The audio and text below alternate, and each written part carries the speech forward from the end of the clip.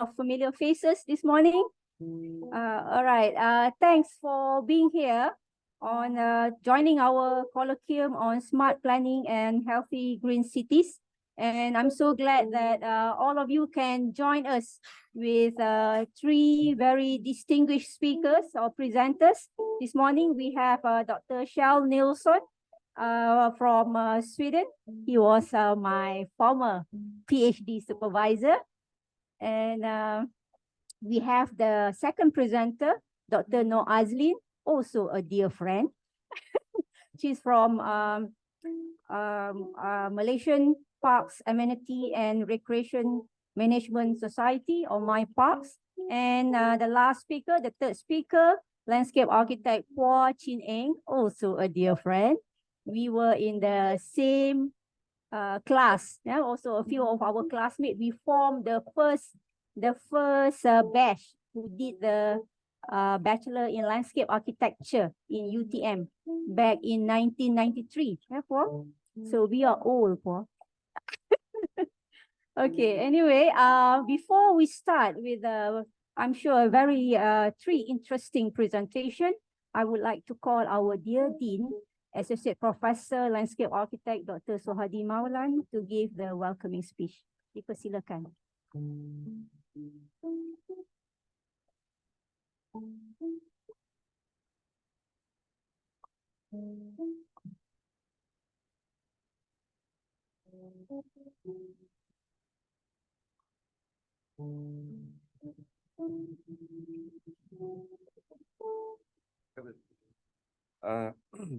Assalamualaikum warahmatullahi wabarakatuh, and very good morning to all.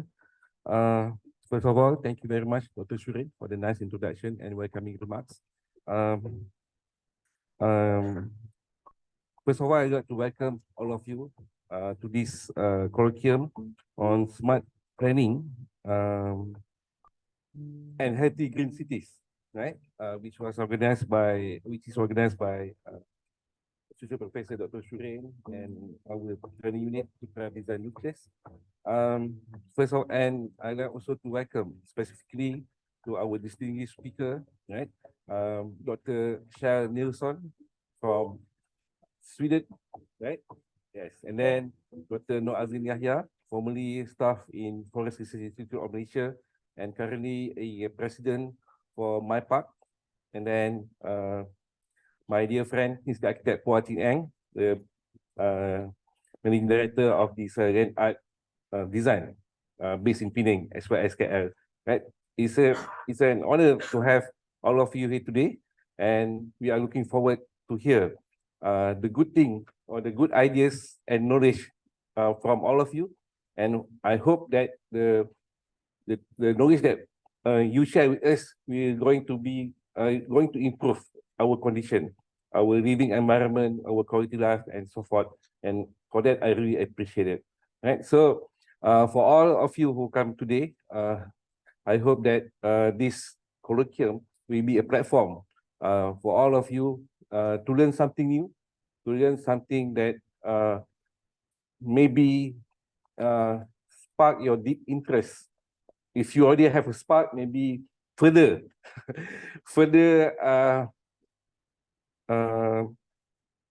I can say, further flame it, yes, further flame it your interest to make it more interesting and more interesting and more applicable to all of us, right? As we know that smart planning, right, be it for the healthy city, be it for sustainable city and so forth, is very crucial for our planet Earth, because all the issue that we face now, global warming, poverty, and many others, right?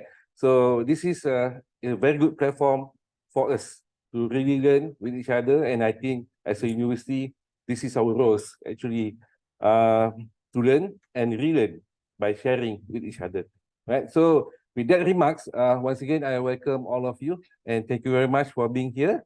And I'm looking forward to hear the good news from the program. Thank you very much. All right. Thank you very much, Dr. Sohadi. We sure will flame it up. Okay, all right. Now we here our first presenter with his topic, no green smart planning for healthy and green Nordic city, Dr. Kjell Nielsen. Before we start his presentation, let me read his biography. Dr. Kjell Nielsen is a member of the Association of Danish Landscape Architects and the Swedish Associations of Architects. He received his doctoral degree in agricultural sciences from the Swedish University of Agricultural Sciences in 1989. So I heard a very old. Okay. Okay. Since February 1st, 2013, Kjell is the director of Norregro, a research institute under the Nordic Council of Ministers. He has also been head of the Department of Parks and Urban Landscape and deputy director of the Danish Center for Forest Landscape and Planning at the Danish Ministry for the Environment and the University of Copenhagen, and a senior advisor at Swedish University of Agricultural Sciences. Since 1995, Kjell has led interdisciplinary landscape research projects both nationally and internationally. From 1997 to 2001, he was chairman of Course Action E12 Urban Forests and Trees, and from 2004 to 2008, he was the chairman of Course Action E39 Forest Trees and Human Trees and Human Health and Well-being. At the end of January 2021, Kjell has retired after 8 years as the director of Norregro. Under his leadership, the institute has grown and making Norregro the largest institute under the Nordic Council of Ministers. With that, Kjell, the floor is yours.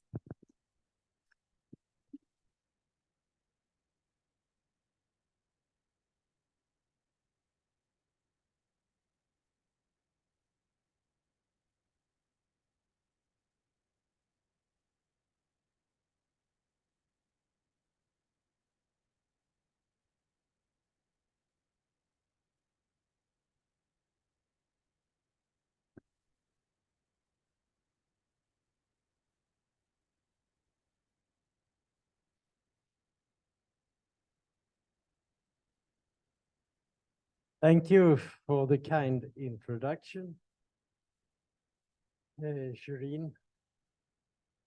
And thank you for reminding me of a PhD back in 1989. What I'm going to talk about is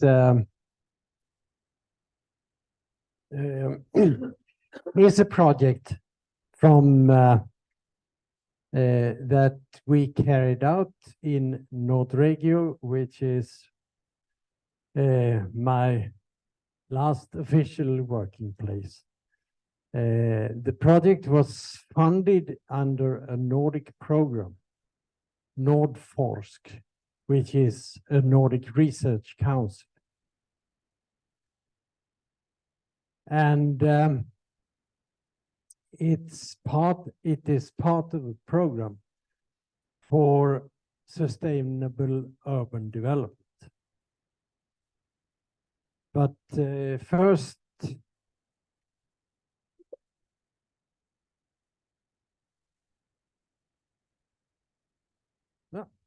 a little background. I came to Malaysia actually the first time year 2000 when Dr. Rahim Nick and colleagues at UPM and at FRIM organized the World UFRO Congress. During that time, I was deputy director at the Forest and Landscape Research Institute in Denmark. And during that UFRO Congress, the ideas came up actually of establishing a kind of a cooperation or a more intensive cooperation between Denmark and Malaysia. And we formulated a project regarding sustainable forestry with, I think, 3 parts, where urban forestry was one of the parts. During that time, the Danish government has a specific aid program for certain countries, amongst them Malaysia. The program was called DANSED. And everything was set up for starting the project. We have been visiting each other, and all the preparation was done. Then there came a new government in Denmark, and overnight they closed that program. So, but fortunately, the Danish aid agency, Danida, which at that time had several projects, also had several projects also in Malaysia, they kindly adopted this idea of a Danish-Malaysian twinning project. So, so during 2003 and 2006, we carried out this twinning project. And what I remember, especially, we came here from Denmark several times during that period, and some of you came to Denmark at the same time, and so on. And the twinning is, you should learn from each other, so to say. And what I remember from the urban forestry part is actually there were 2 things that I still remember as successes. One was or one of them was a success at least, and that was the arborist certification that started during that program. And I see that you are nodding here. Asa Rudding and Shri, who were involved in that part. When it came more to urban development and urban planning, we had some ideas, but they were not so much developed, about Kuala Lumpur and its lack of a green infrastructure and lack of possibilities to actually to connect the parks and gardens with each other. And we presented some ideas about why don't you use the rivers, the waterways, and turn them into something attractive instead of as a backyard or a sewage system as they look at that time. I don't know if these ideas came to anything, but I mean, it's obvious that they are a hidden resource or something that you could develop in this. And if you, maybe the guy who is running the computer here, if you can click on the link, if you have a connection, yes. The experiences from this twinning program, and the project was published actually. And you can see here that Dr. Ahim Nek and myself are co-authors to this, where a colleague from Copenhagen took the lead and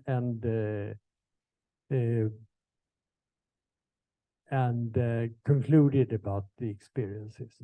So, okay, we can go back to the other. Thanks.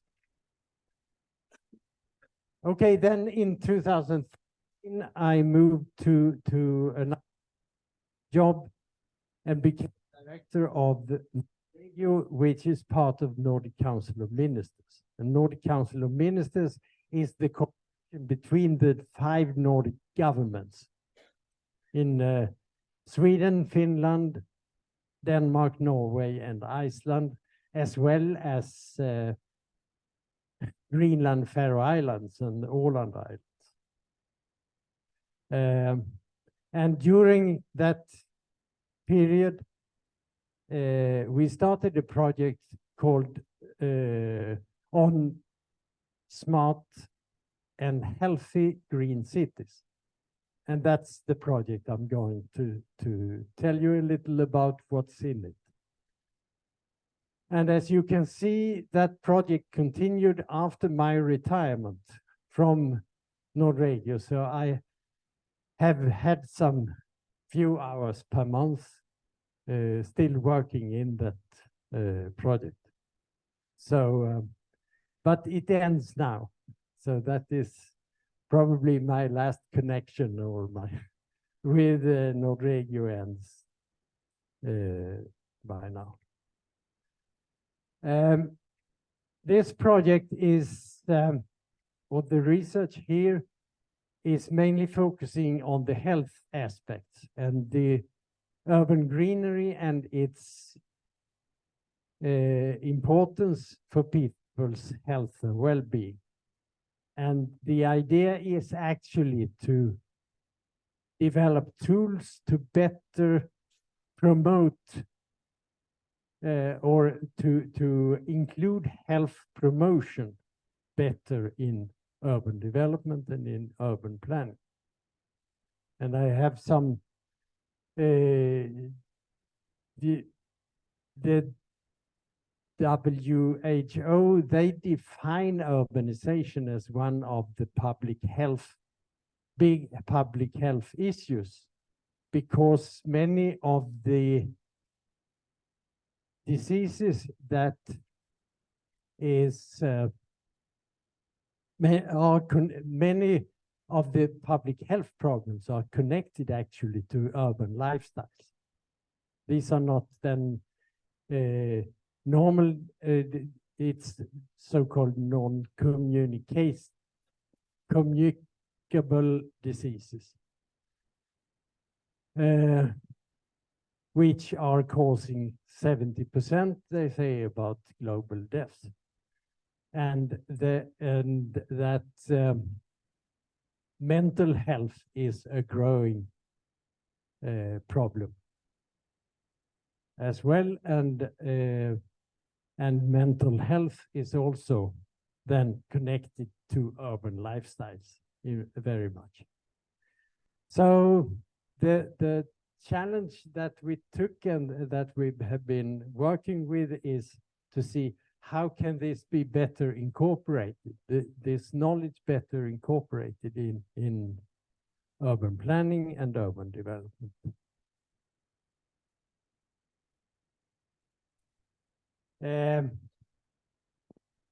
If we look at the scientific evidence, what is actually nature's influence on human health and well-being? In medical science, in the medical world, they use something called the grade system. It's quite common in especially in the United States and in Europe, that when you introduce a new cure or a new medicine, you have to have evidence, scientific evidence for that. And then you have the grade system categorizes different cures or drugs according to whether there is very low, low, medium, and high evidence for that method to be better than something that is already on the market. So before going to the to implementation and to the urban planning things, that we dealt with in the project. Just a little resume about how strong is the evidence when it comes to green environment, access to and activities.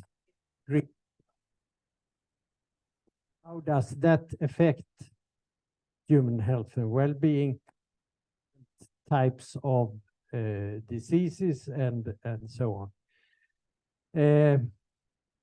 We can start with the life expectancy. That is the basic thing when it comes to health. That is to live long, actually. And there is actually medium to high evidence for people who have more access living closer to green, that they live longer, or that increases the life expectancy. Then you might say directly that, okay, that's why you are richer, you can afford living close to green areas instead. But if you reduce it for that, there is a study from Great Britain that, of 40 million people, where they have then looked at people in different income classes. And there it actually means that the benefits for those who are poor are higher than those who have a good economy. So, so there is quite strong evidence, actually, that it has, in the large overall picture, an effect on life expectancy, that you have good access to green areas. The other thing is about mental health. And there it's also medium to high evidence that the longer you stay, or the more often you visit green areas, the less is the risk that you suffer from mental disorders. And this is, you can say, a kind of a direct effect, that natural elements have a positive influence on your mental status, your mental health. The other two then health effects are indirect. It is clear that exposure to sun and daylight is positive for the body produces endorphins, and it produces vitamin D, which is important for your health. And on the other hand, of course, there are also the problems with skin cancer. So you have both pros and cons in this. But exposure in general, if you look at, there has been studied in populations in Norway and Ireland, I think, that where you have a lot of people, where you have looked at the incidence of heart attacks and strokes and so on, and that is much higher during wintertime, when you have when it's much darker and less people are less exposed to sunshine. It is also there is high evidence that physical activity, exercise, has a positive effect. That is no problem. But then, of course, what you can say is that access to areas where you can exercise, exercise outdoor in fresh air, is increasing if you have good access to green areas. So both when it comes to exposure to sun, increased physical activity, then it's a secondary relationship that, okay, if you have good access to green areas, you are more exposed to sun, you are more motivated, or it's easier for you to exercise. Then there are also some evidence when it comes to improving the air quality, both cooling the air but also cleaning the air. And that is also a secondary effect. Then finally, there are theories, but the evidence is it's low to medium when it comes to the effect on your immune system and things like that. There are theories, especially in Asia, actually South Korea and Japan. There is a lot of research on this, but the evidence is quite weak so far. And this research goes more on the thing that you get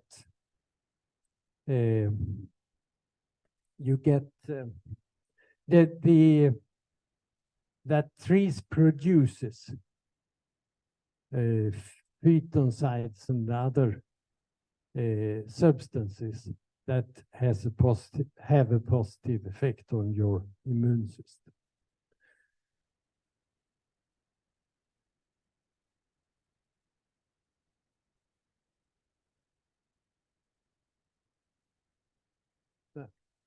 Okay, what I will now then give you some examples of is how we dealt with this issue. How can urban planning and urban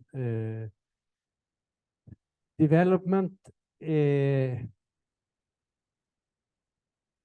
implement this knowledge in so that we produce green space in our cities that promote equity, health, and well-being. In headline, it said that the word smart has been was used in the program text, and it's used quite often also when it comes to planning. And smart is often combined with using fancy technologies and so on. We have used some fancy technologies, but the most smart thing is actually about the more softer aspect in this. So it's about more focus on planning and governance than on technology. And the idea was to develop guidelines where you can, then Nordic cities in this case, should learn and benefit from the work. And the project partners consisted of 4 research partners and 6 cities or municipalities in the Nordics. The research partners, lead partner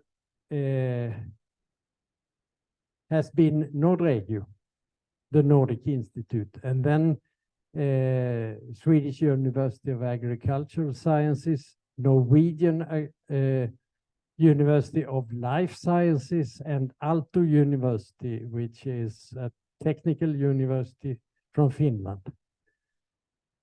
Have worked together with 6 cities and municipalities, where the first 2 Aarhus in Denmark and Stavanger in Norway are so-called second-tier cities. They are not the capital, but they are close to. And Aarhus, I mean, we are talking about when we compare to Kuala Lumpur or so on, it's small cities in every case here. Aarhus is the largest. It's Denmark's second largest city with 350,000 inhabitants. They have quite a lot of interest or activity promoting health and also local food production and things like that in the urban environment, as well as they are mostly known because they had a river going through the city that was digged into a culvert, and they have opened it up regarding what I was saying about the waterways in Kuala Lumpur. Aarhus has practiced this. They have really done something about with the riverside that is an attraction for the city. Stavanger in Norway is a little smaller. I think they have about 150,000 inhabitants, and they are called Stavanger used to be called the capital of the oil industry, the Norwegian oil industry. So it's a rich area, rich city. Then we have two municipalities in the capital regions in the two, in respectively Finland and Sweden. Täby is one of the municipalities around Stockholm. It's interesting, for example, it has the third highest percentage of highly educated people in Sweden amongst all municipalities. Espoo is actually Finland's second largest city when it comes to number of inhabitants, but it's you can say a part of the capital region around Helsinki. And then, in order not to only focus on what can be done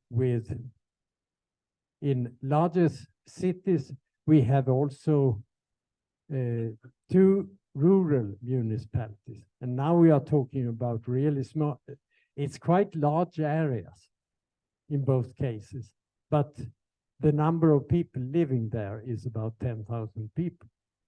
One municipality in Finland called E, and one in Sweden.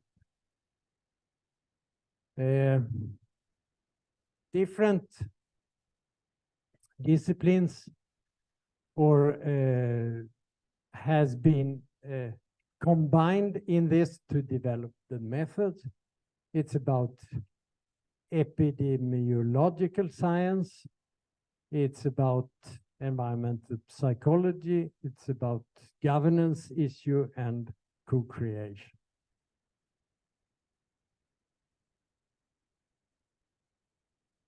And then I'll give some examples of how these different disciplines have contributed to developing tools for more health-promoting urban planning. And the first one is based mostly then on epidemiological science. And that has been the question actually to get better use of statistics and specifically health data when it comes to urban planning.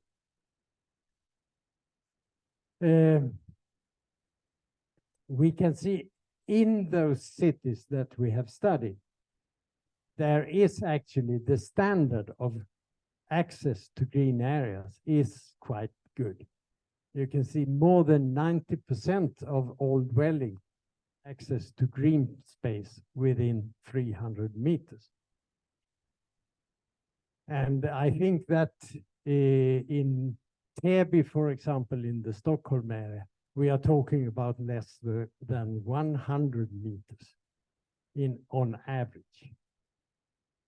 And so there is a question of accessing and data, but also, and not least in this case, then to get use of epidemiological health data. And that differs.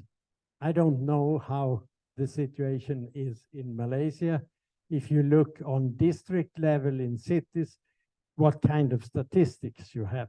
There are two kinds of health statistics that you can use. One is like life expectancy, number of certain incidents like heart attacks and strokes and so on. These are often not available on district level.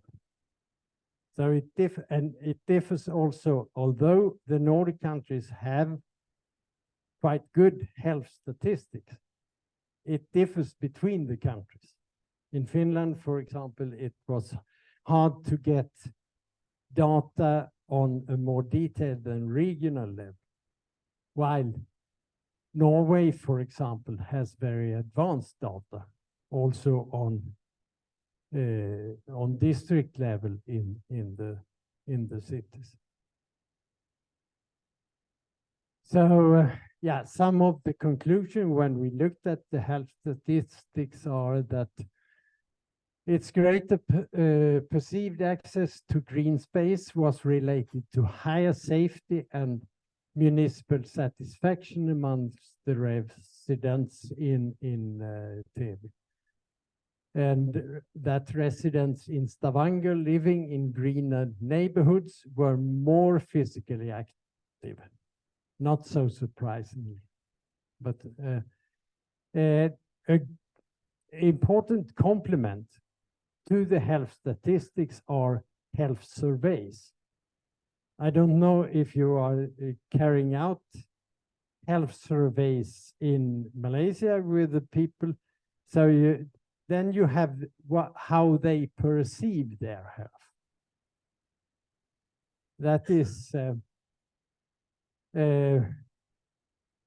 That is also good data if you can get this kind of information. Often these two complement each other. The hard statistics with the perception of people's health and well-being. A more technical part of this is the work with public participation geographic information systems. There is a program called Maptionär. Is this something that is familiar with you? Have you heard of either the program Maptionär or public participation GIS? You know what that is. That is something everybody. This is a way of making questionnaires where people can go in and participate by choosing a spot, a place on the map. They take a place on the map, and then you have them to answer some questions about that place. For example, do you think that this is a good place where you can, for building new houses? Is this something that you think should be preserved?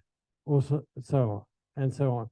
So it's another way of communicating with people. Of course, it means that the population, the inhabitants have some, are familiar with data programs, but you can access people very easily. And then you get a lot of information. And in some of the cases here in Espoo in Finland, which was the largest survey we did, there were more than 6,000 voluntary registrations in that survey. And then you got a lot of data. It's an alternative to use big data, but it's more focused. So you combine GIS with questions regarding urban development.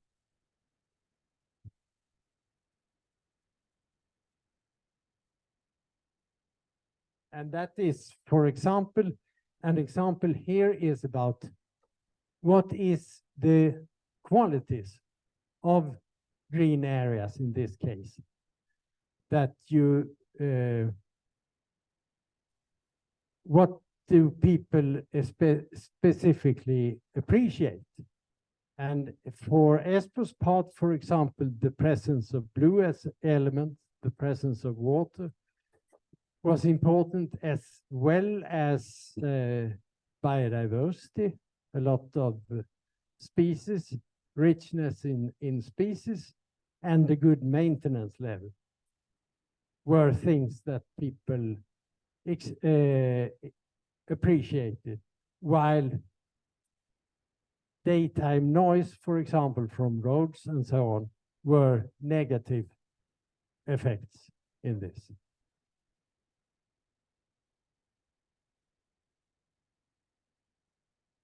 The third part looked at governance aspects, how the public administration is organized in these municipalities and cities. And there we were especially interested in how are health aspects dealt with, for example, in the comprehensive plans. Every municipality in the Nordics have to have a comprehensive plan over future land use and so on. How do they then include health aspects in this? And what should you do from a governance aspect in order to get better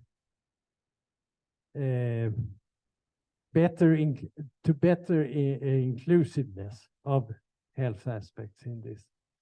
And there were some examples that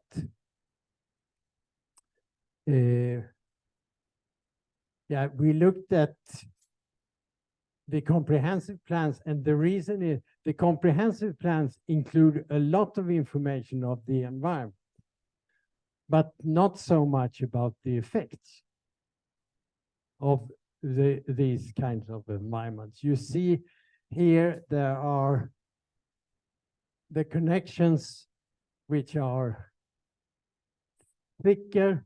The thicker connections, the more relations are mentioned in the plans. And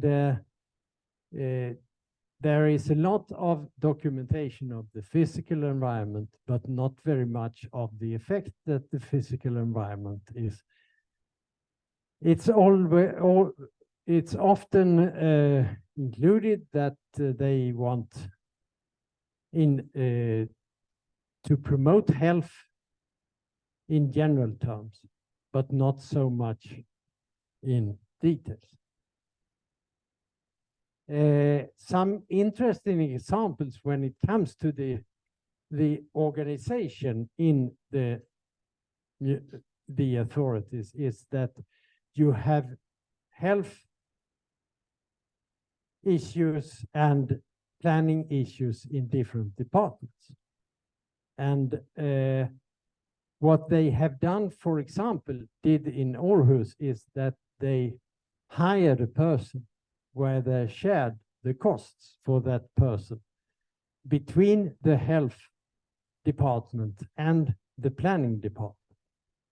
So you need to have what you can kind of bridge builders and also in Stavanger. So in some of these examples that we have discovered that they are trying to make these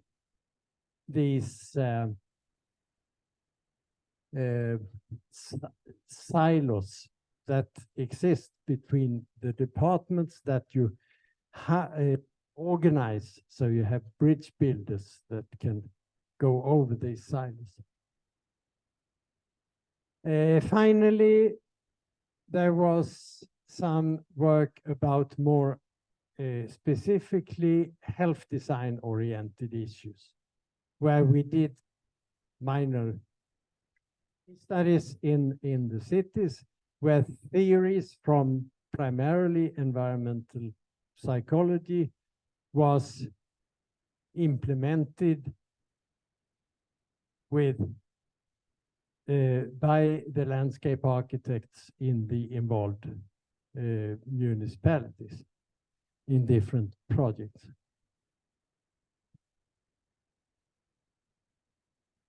And for example, in Stavanger, they worked with the ground near the sea, that's in the middle here, with where a recreational area was redesigned on a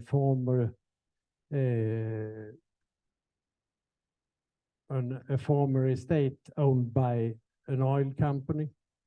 And it's always and it's also a schoolyard as well as what they call the city park, which is mostly actually a water surface, a water area, where health design aspects were implemented.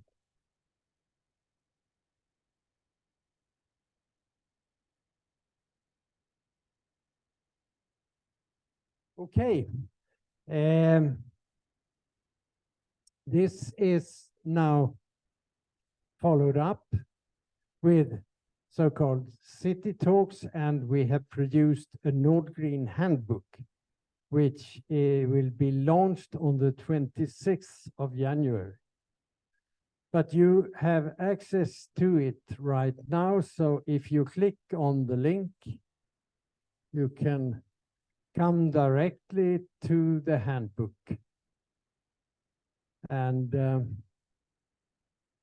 yeah, you don't need to download it here and now, but it's free for access for everybody. It won't be printed at all, so but you are certainly mostly welcome to download it and to see these methods that I have touched upon here more specifically described. So with these words, okay, I would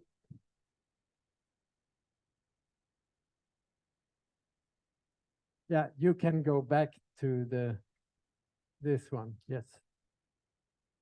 So I'm just finishing and saying thank you very much. And I don't have a business card anymore, but you can see my email there.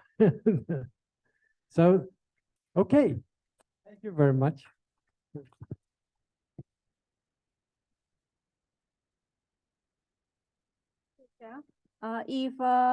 I'm sure there's so many questions from the audience, but we will keep it after the last presenter. Yeah, is it okay? We have all the three presenters in front and we ask. Thank you very much, Shell, for a very interesting presentation. And I'm sure many of you, especially I can see that so many PhD students who are doing topics related to health and design, you can really benefit from all those informations. And I was looking at the guy who's controlling the computer. He's my PhD student, Iskandar. So we might be using the PPGIS, or he's just so thank you very much, Shell. Okay, for our next presenter, our second presenter, Dr. Noor Azlin Yahya, we from Malaysia Parks Amenity and Recreation Management Society, or My Parks, with presentation My Parks Award 2020. Assessing the sustainability of forest parks in Malaysia. Before we start, let me read the brief biography of Dr. Noor Azlin Yahya. Dr. Noor Azlin is a consultant based at FRIM Incorporated, Sdn Bhd. She was attached to Forest Research Institute Malaysia, or FRIM, as a research officer since 1990 and was the head of Ecotourism and Urban Forestry Program and appointed as the Deputy Director General Operations of FRIM before her retirement in May 2023. Dr. Noor Azlin obtained her PhD in Forest Recreation Management with specialization in recreational impacts from University Putra, Malaysia. Yay! Her master's science was in Resource Management and Policy with a specialization in Management of Nature Parks from State University of New York College of Environmental Science and Forestry, while her bachelor degree was in Biology from Doane College, Nebraska in the United States. Her research expertise includes forest recreation, environmental education, and urban forestry. Dr. Noor Azlin is an internationally certified environmental educator, a certified arborist, and a certified playground safety inspector. She is the current president of the Malaysian Parks, Recreation and Amenity Management Society, or My Parks, and also the head of corporate affairs of Playground Safety Association Malaysia. She is also involved in international committees such as World Urban Park Asia Pacific Region and Urban and Peri-Urban Forestry, or FAO. With that, Dr. Noor Azlin, the floor is yours.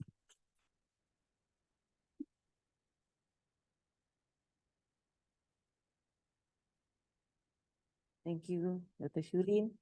Assalamualaikum warahmatullahi wabarakatuh. I see some fellow arborists here. So thank you for giving me this opportunity to speak, in the same venue, in the same forum as Dr. Shell Nielsen, who is very well respected in the international scene of urban forestry and park management. Okay, so I would like to go to the, I can control with this, right? Okay, so let me do it.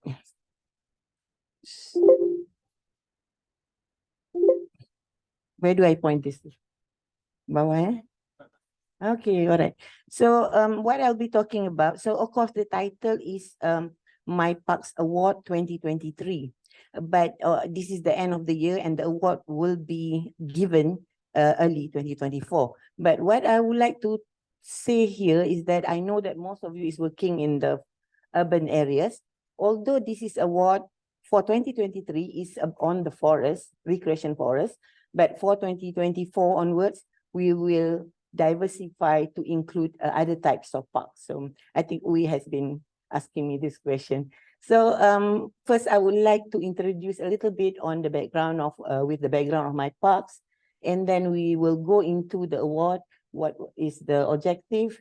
Then I think the most important thing is the criteria for assessment, which relate very much to what Shell was giving just now about the safety aspects, about, for example, if you want to design a park, what are the things that you look for? So of course, for My Parks Award, we are not looking at designing of new parks, but we're talking about the whole aspect of the management, which also include what the people want in it. So for example, we also look at the safety, aspect of the parks. So we are looking at the park management. So this is, I hope, will give you a little bit of insight when designing new parks.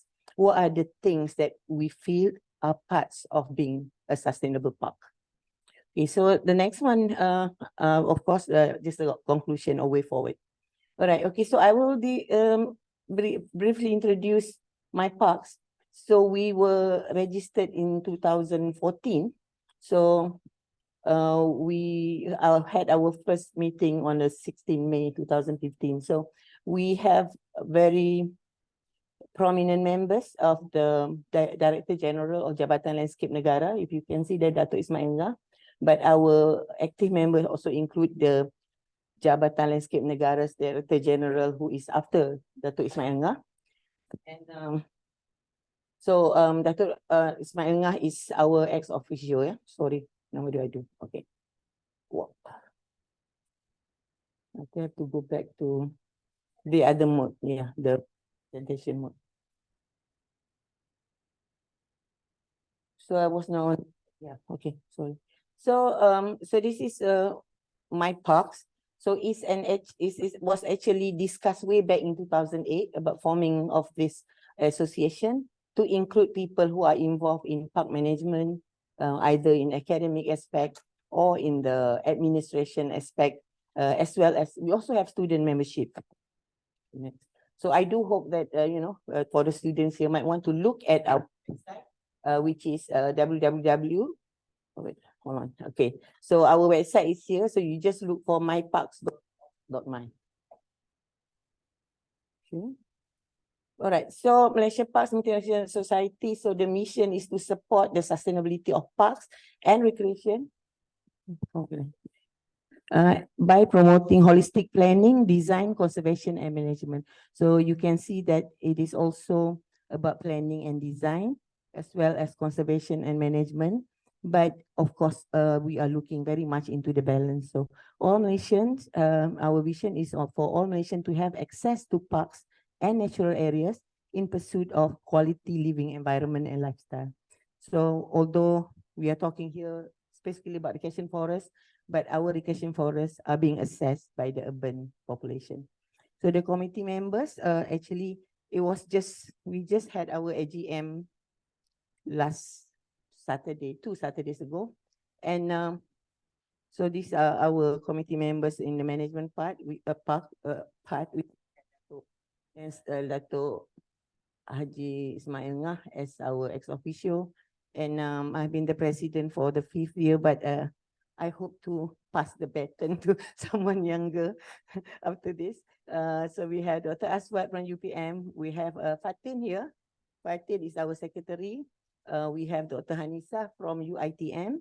And we have Nur Shahida also from FRIM. So the thing is, we are very diverse in our committee. So in our committee or as our members in the park. So we have Datuk Shahrudin Muhammad Ismail, who was the Deputy Director General of Forestry Department. We have Dr. Azman Abdul Rahman, who was from Forestry Department and then go to UITM. We have Jane Ana Abi, who is at MSU, Sarawak. We have Datin Sri Mazuin Khalid at UITM. Siti Nur Baizura, also UITM. We have Encik Khairul Amri, or Landscape Architect Khairul Amri Abdal, who is also an arborist, and also a member of ILAM, as well as he is working with the Dewan Bandaraya Kuala Lumpur or Kuala Lumpur City Hall, and we have Firdaus Cik Sulaiman. So these are the new members as of 30th of December last year. So, okay. So Malaysia Parks and Recreation is a national organization. It was established in 2014 on the 8th June. Yeah? So we are registered. So first annual general meeting was in UITM. We are also an affiliated member of World Urban Parks, an international organization representing the vibrant urban parks, open space, and recreation sector. So our mission is to promote and support the provision, effective management, and use of urban parks, open space, and recreation worldwide. That is WUP's mission, to healthy communities connected to the natural world. So you can also check out World Urban Parks, can also become a member of World Urban Parks directly. But my park is an affiliated member of World Urban Parks. Okay, so we're talking now about awards. So there is various international awards for parks. So we have the Large Urban Park Award, that is the one organized by the World Urban Park. So Taman Tugu, Malaysia, Kuala Lumpur, was actually one of the winners for last year. And there is another award I think we are very familiar with is the Green Flag Award, which is for raising the standards of parks as well and green areas. So there are this international award. There is also a national award on urban parks, which is organized by the Jabatan Landscape Negara or Landscape Department, National Landscape Department. All right. So if you want to look for more information on the social media, we have our website, we have our Facebook, we have also Instagram, which is very new. Okay. So some of the activities include exhibition. We were involved at the Hari Landscape Negara or National Landscape Day in Ipoh last year, currently. And of course, we have other things that we do beside the awards, like giving talks. And we are invited to be in, for example, advisory committee of ecotourism. Okay, so we started in 2022 when we had this idea of doing this. So we started with development of criteria first, yeah. So the thing is, before 2022, we were appointed by Forestry Department, FRIM was appointed, and I was an officer there, to develop criteria to assess what is the characteristic that we look for recreation forest. So I'm sure you all know there is a variety of parks. We have a regional park, we have national park, we have neighborhood park, and then we have different types of park, or even pocket park or linear park. But here we focus on recreation forest, which is actually, to me, is eligible for regional park because it's serving different areas of the states. Okay, so we thought about having this award, and luckily we had a very good collaboration with Forestry Department, Peninsular Malaysia. Our previous council member was also, if you know, he's a very famous person in recreation, Encik Yusaini Yusof. So we work together so that we can develop this criteria with a little bit of tweaking from the project that we were working on like 5 years ago, but so we put it into this new package. So through my POX award, the values of balance management were evaluated, sorry for the wrong spelling, to determine the best forest park to be recognized as the top places. So this is our start in 2002. So some goal and information on the policy level, parks and green spaces, provide for benchmark park, establish standards of good park, and justify funding. So it's a long list. So you can go on our website to look at this, but also can PowerPoint. So the objective is to look at the different side of park management, the site itself, the management, and also the users. And the purpose is to, of course, just now, as mentioned, introduce benchmark standard, promote and share best practice, promote conservation. So to me, this is not only for forest park, but also we want to look also at the intrinsic values, that is the conservation of plants, wildlife, soil. And then we promote life sciences education. So a main component of our evaluation, one of the main components, is to look at the communication effect. How do the managers communicate to educate population on being healthy and being balanced, and how to integrate nature in their urbanized life. So that's very important for us. All right.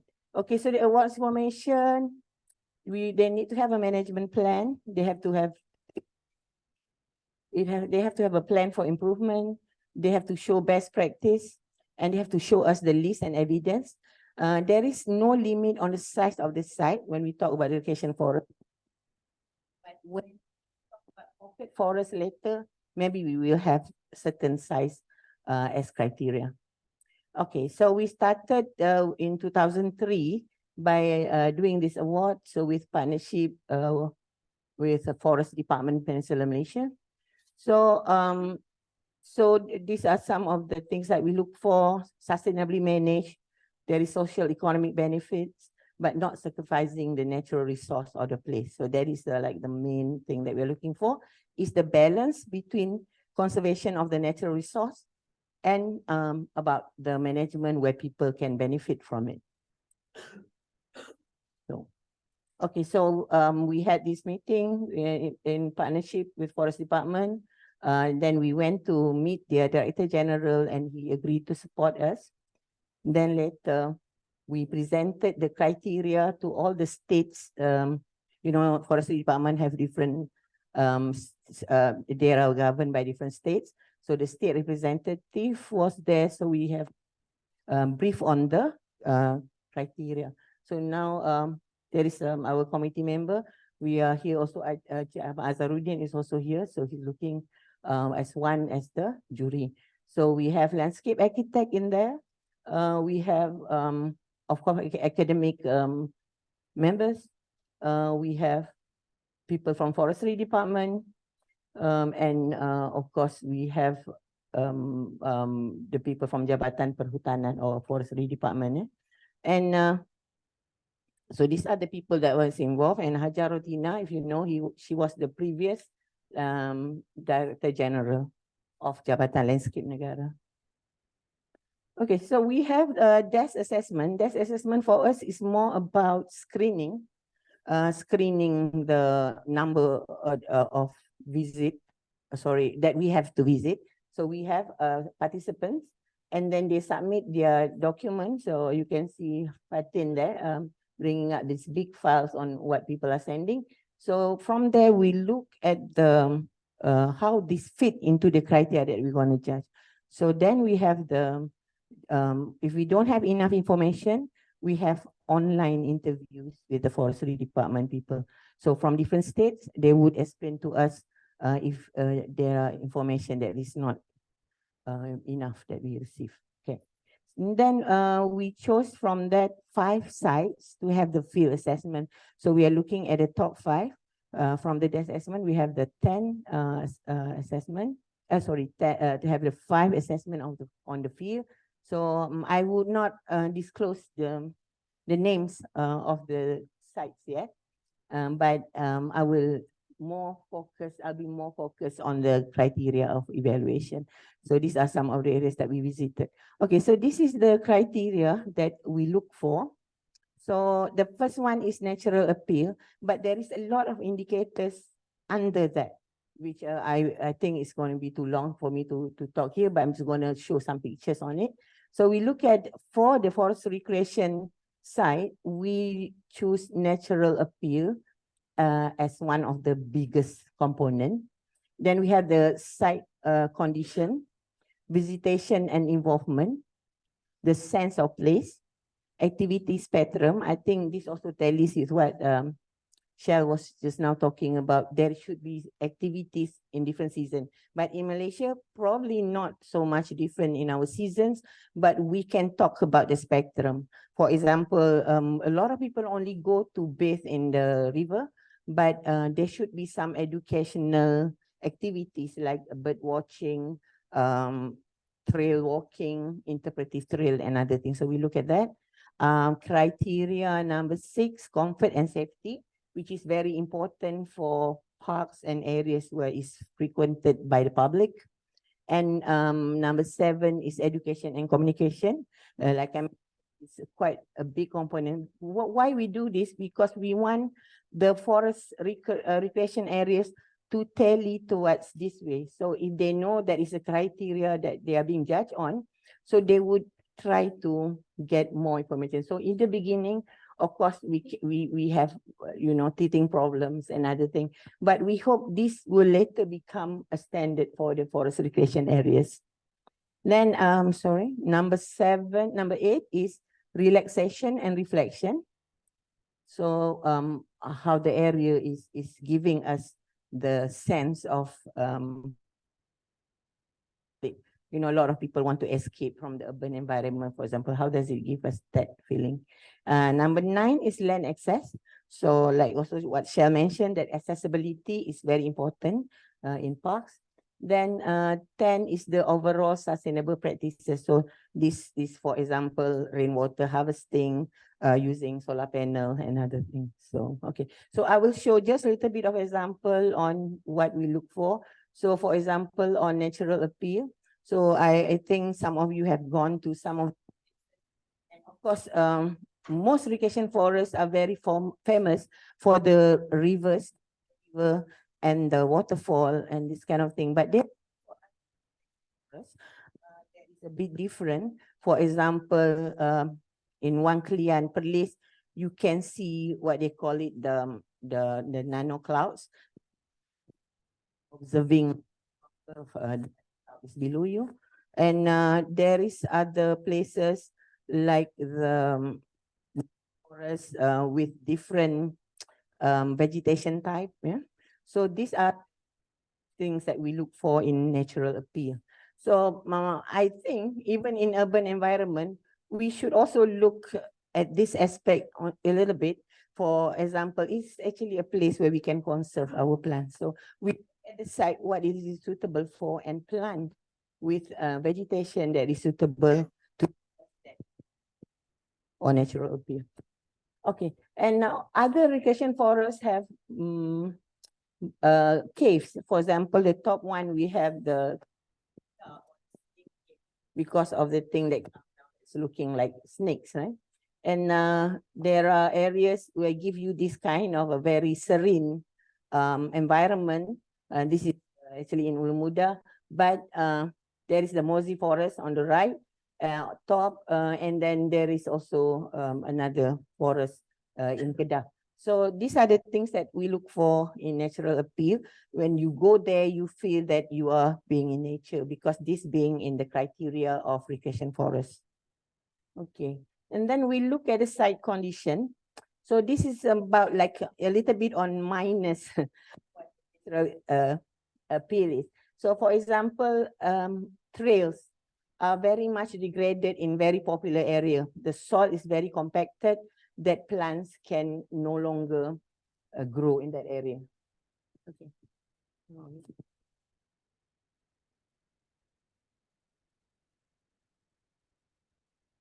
I hope this is better.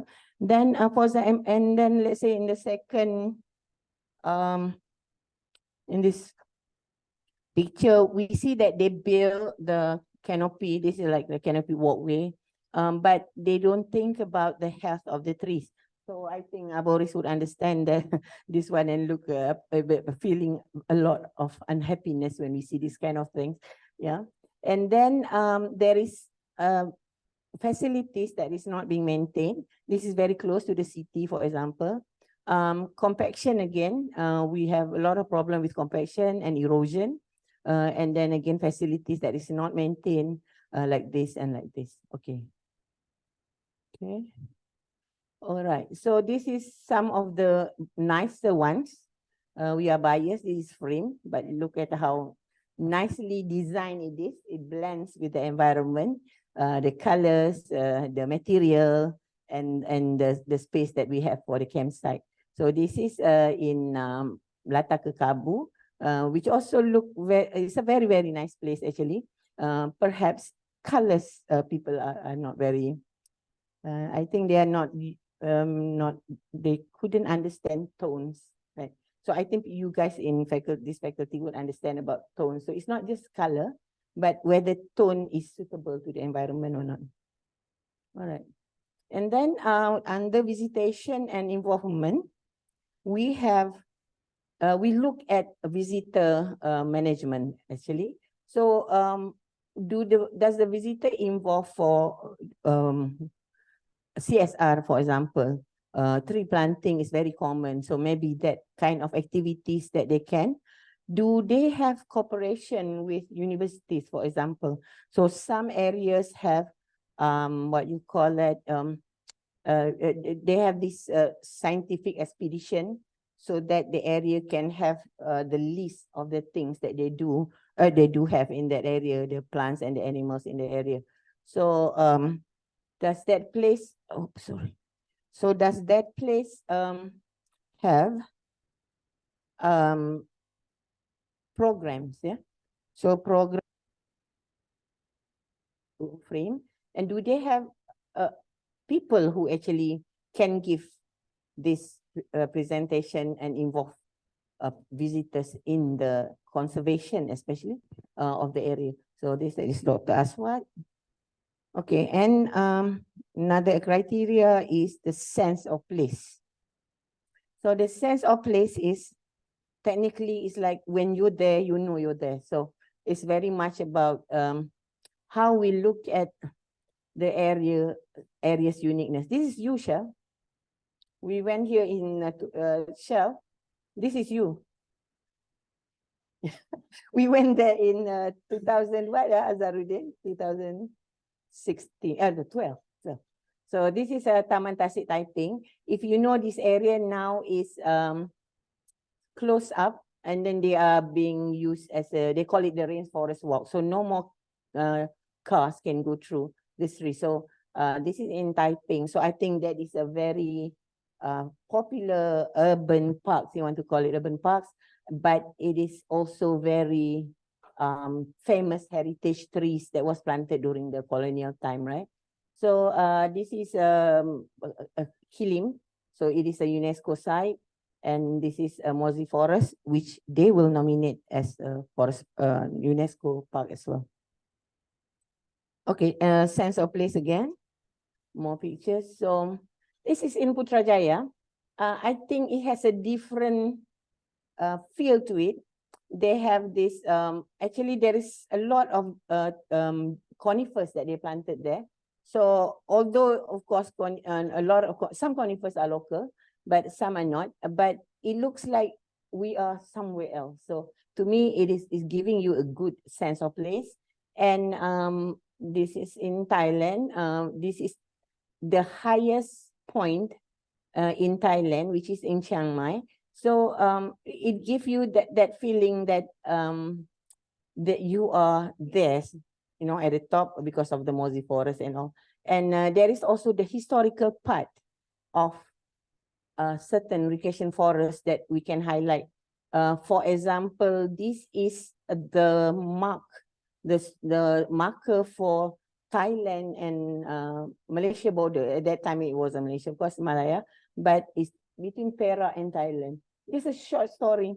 Do you know what the costume for the women in different states in Malaysia are usually what you call that, baju kurung or with the kain, but in Perak, oh, I'm a Perak born person, we have pants, we wear pants, you know. So if you look at our traditional costume, it's very much like the Thai costume. Like if you imagine menorah or the other arts in you know, performing arts, they are wearing pants with a little something and a little headwear. So because actually Perak was part of Thailand, especially the north part, Greek, that part area.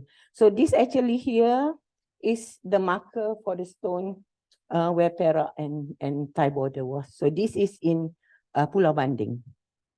Okay, so that kind of thing, the history of the part of the area have to be made what you call it, interesting and make it be known or educational to other people. For example, Bukit Nanas itself, there is actually what you call it, this tunnel, underground tunnel for the communists to walk from one place to another. So this is actually just next to the Bukit Nanas, but it is not highlighted as such. So historical part will give different kind of sense of place to the area. So that thing should be highlighted. So this one is at Frame. I think we have support with our facilities, also in Frame. And I think this become like an iconic thing of Frame. So if you look at this, you think that you are in Frame. So you just have a look at that and say, oh, okay, that's Frame. So that is a very good iconic thing that we want to see, which give that area a sense of place. Okay, so activity spectrum. Yeah? So activity spectrum, very much of our activities are day activities, but this is just an example. So this is the night walk activity at Frame, where you can see the different type of things.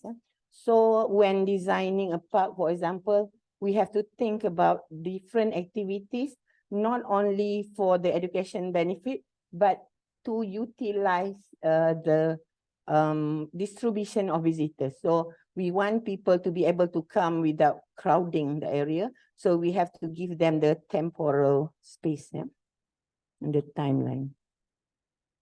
Okay. And then activity spectrum again. So this is more like activity in terms of variation of things that you do. So we have, again, at Frame, we are getting more into bird watching. We have the educational aspect about wetland importance. And citizen scientists is very good. For example, you want to do inventory of your flora and fauna, you can do a citizen scientist program, so that they can help you actually to do your inventory. So this is some of the things that we at Frame are trying to do. Okay. And again, night walk, we didn't have one before, but also educational program. So rather than people who walk in, just see, go and sightsee and some adventurous activities, but we have educational activities.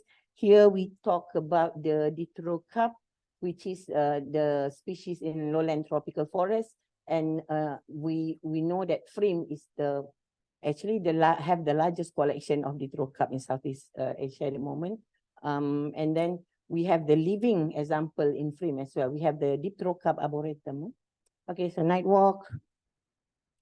Okay, then we talk about comfort and safety. So definitely this is not so safe. We have trails that is not, we have the entrance sign, but we do not know about the condition of the trail, for example.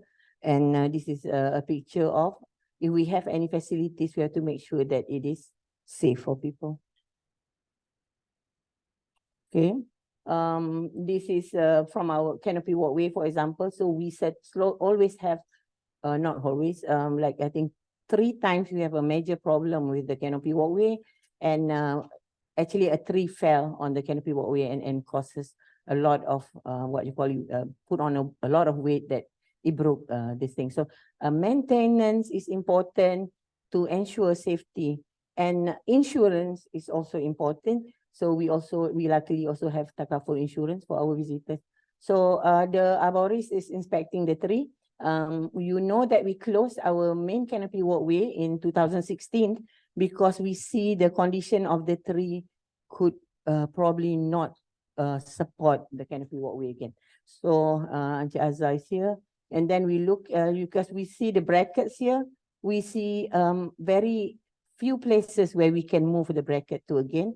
And actually we also saw some ring that we think that is not safe. So we closed this canopy walkway, despite it being our first attraction in Frame and earning us the most income for recreation.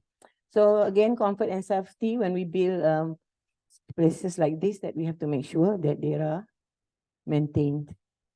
Okay. Then we go into education and communication.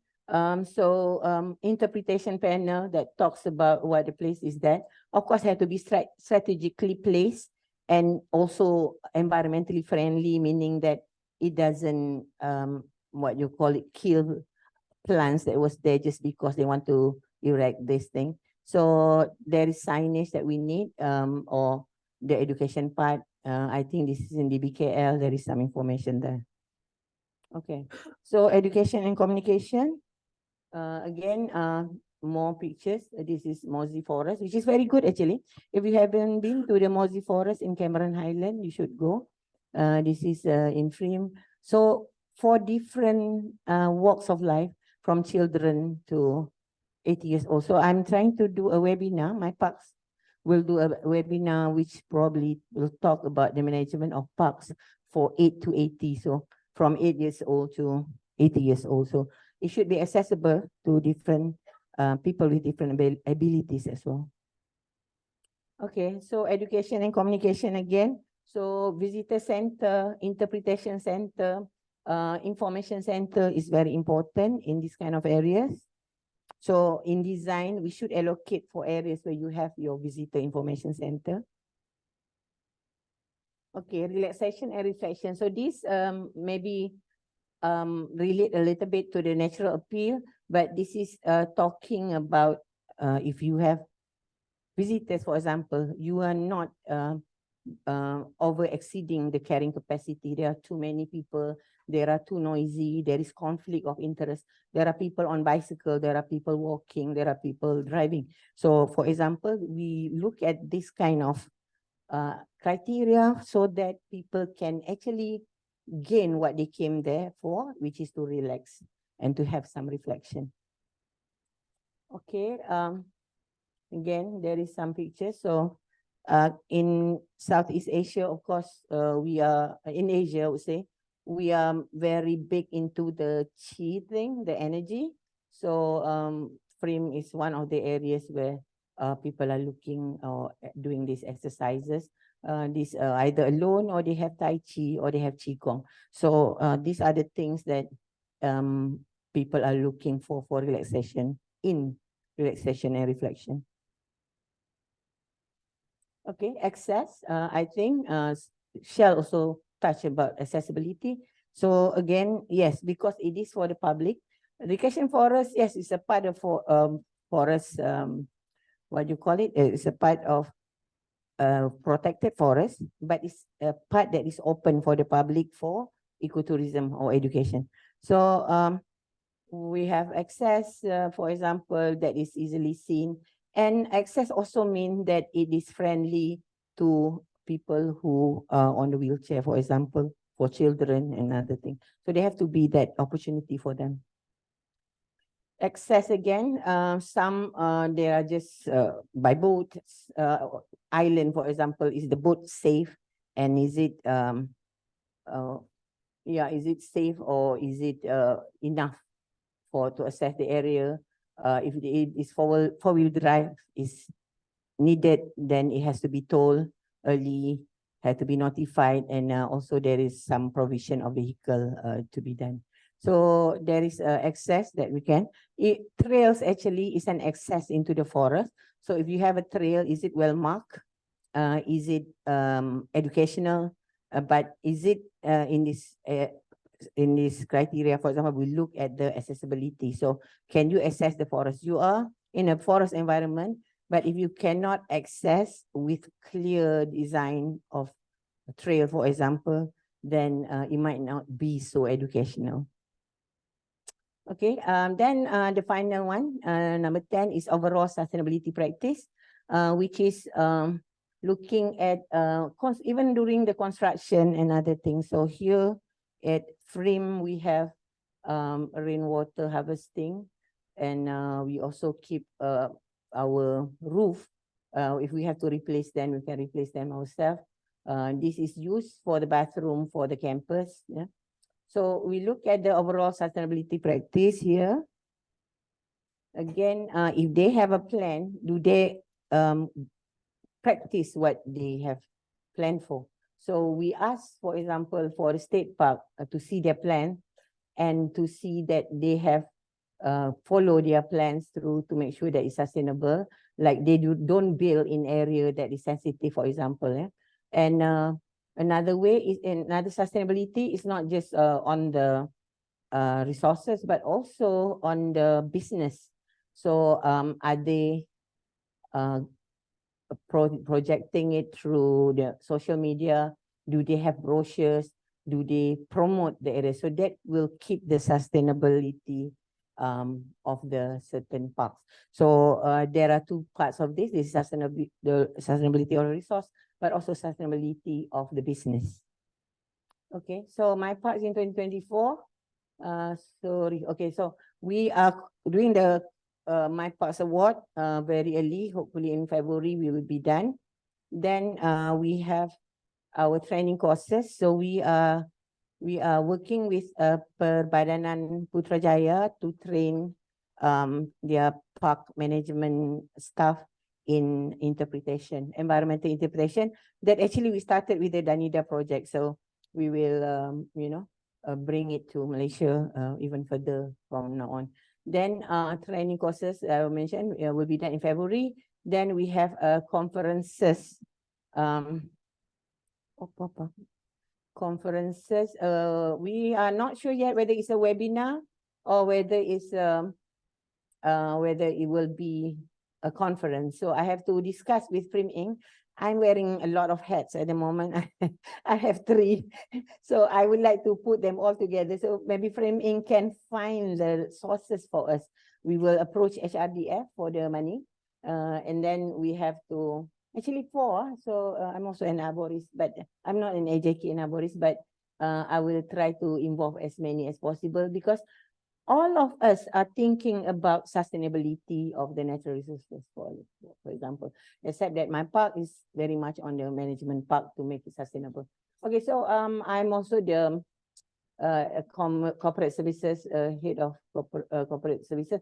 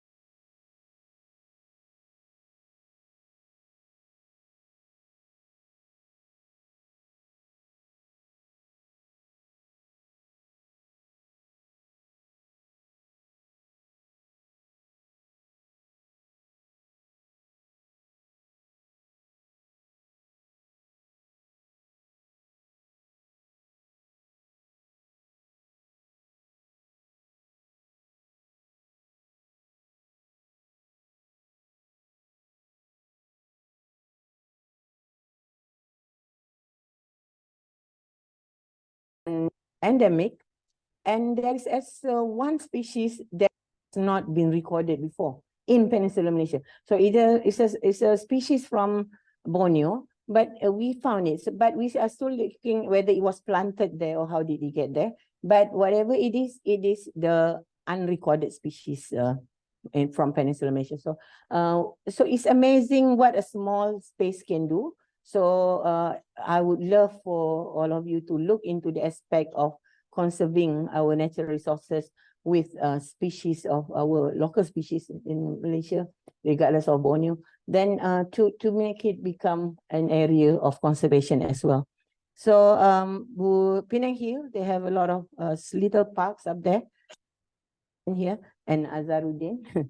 So we were thinking about that, and this picture relevant, we just eating durian. So, but it's a fun picture. Okay, so that's what I said. We are working with different NGOs. We're looking at different NGOs, different entities, universities, municipal councils, because we feel that my park is a melting pot for all of this. We need arborists, we need playground safety inspector. We need all this to make our parks a sustainable place for the different type of people with different accessibility, with different capabilities. So I would end this presentation with this moving together for sustainability. So on behalf of my parks, I thank you again for inviting us here. Thank you.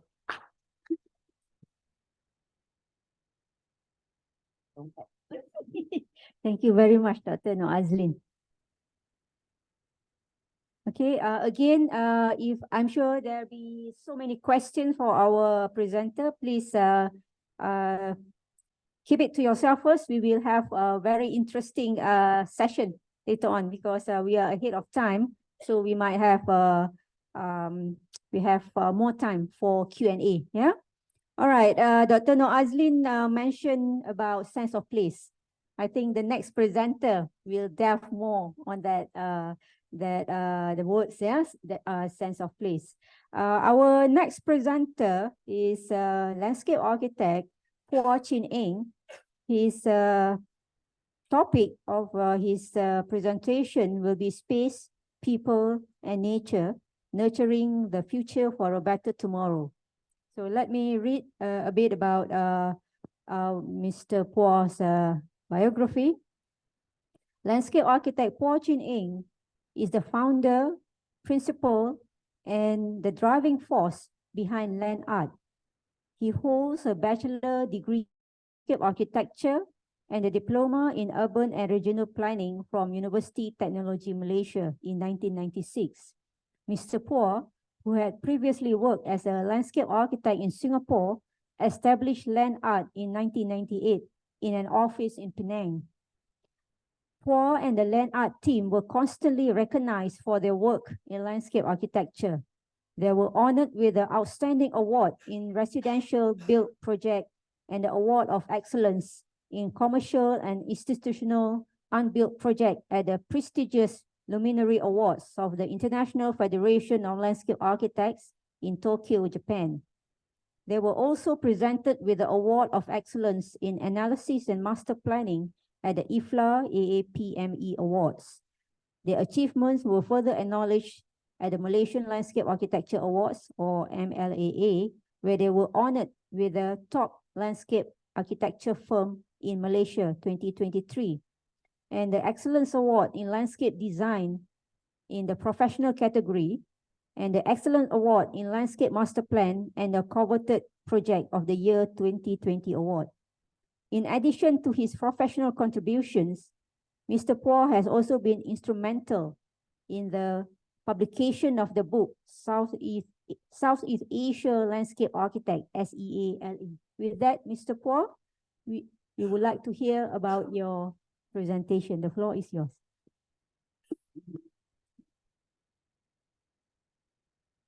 Thank you. Thanks, Julie. Before I start, can I take one photo for the group? So I can, yeah, because after two speakers, probably we need to relax a little bit.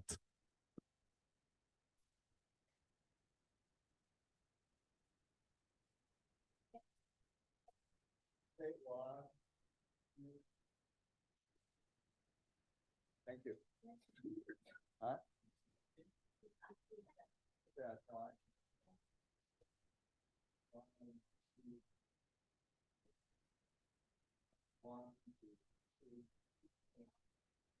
Thank you.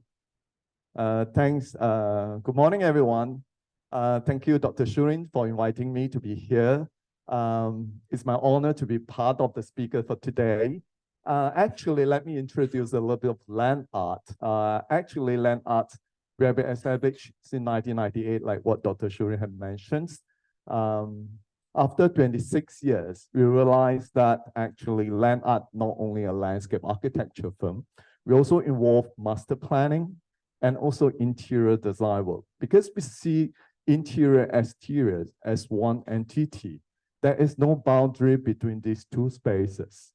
Okay, let me bring you all to see the topic that we're going to share today. Our common vision is to, I need this one. All right, is this the one? Just press. Arrow down. All right, our common vision is to nurture people, space, and nature. Actually, today's topic, I'm going to share nurturing the future for a better tomorrow. But first of all, we look at the people because design has power to shape individuals and the future generations, and we're responsive to evolving human needs between the shifting local and global context. We are not only looking for the internal of the people, we're also looking for the external of the company itself. And secondly, nature. The design practice not only promote biodiversity in the ecosystem, but also encourage people getting closer to the nature. Third is a community space. We call ourselves as a composer of spaces. We thrive in designing space as a whole, we're creating environments and experience to blur the boundary between the architectural and the nature. And indirectly, all this, we want to create a sense of belonging and well-being and also the identity. Let me start with the issue of the today. So what we want to create better for tomorrow. Because it's nowadays, we understand that most of the people in Malaysia, that we spend time spend that we in internet users is about 6 hours, 34 minutes. Social media, 2 hours, 25.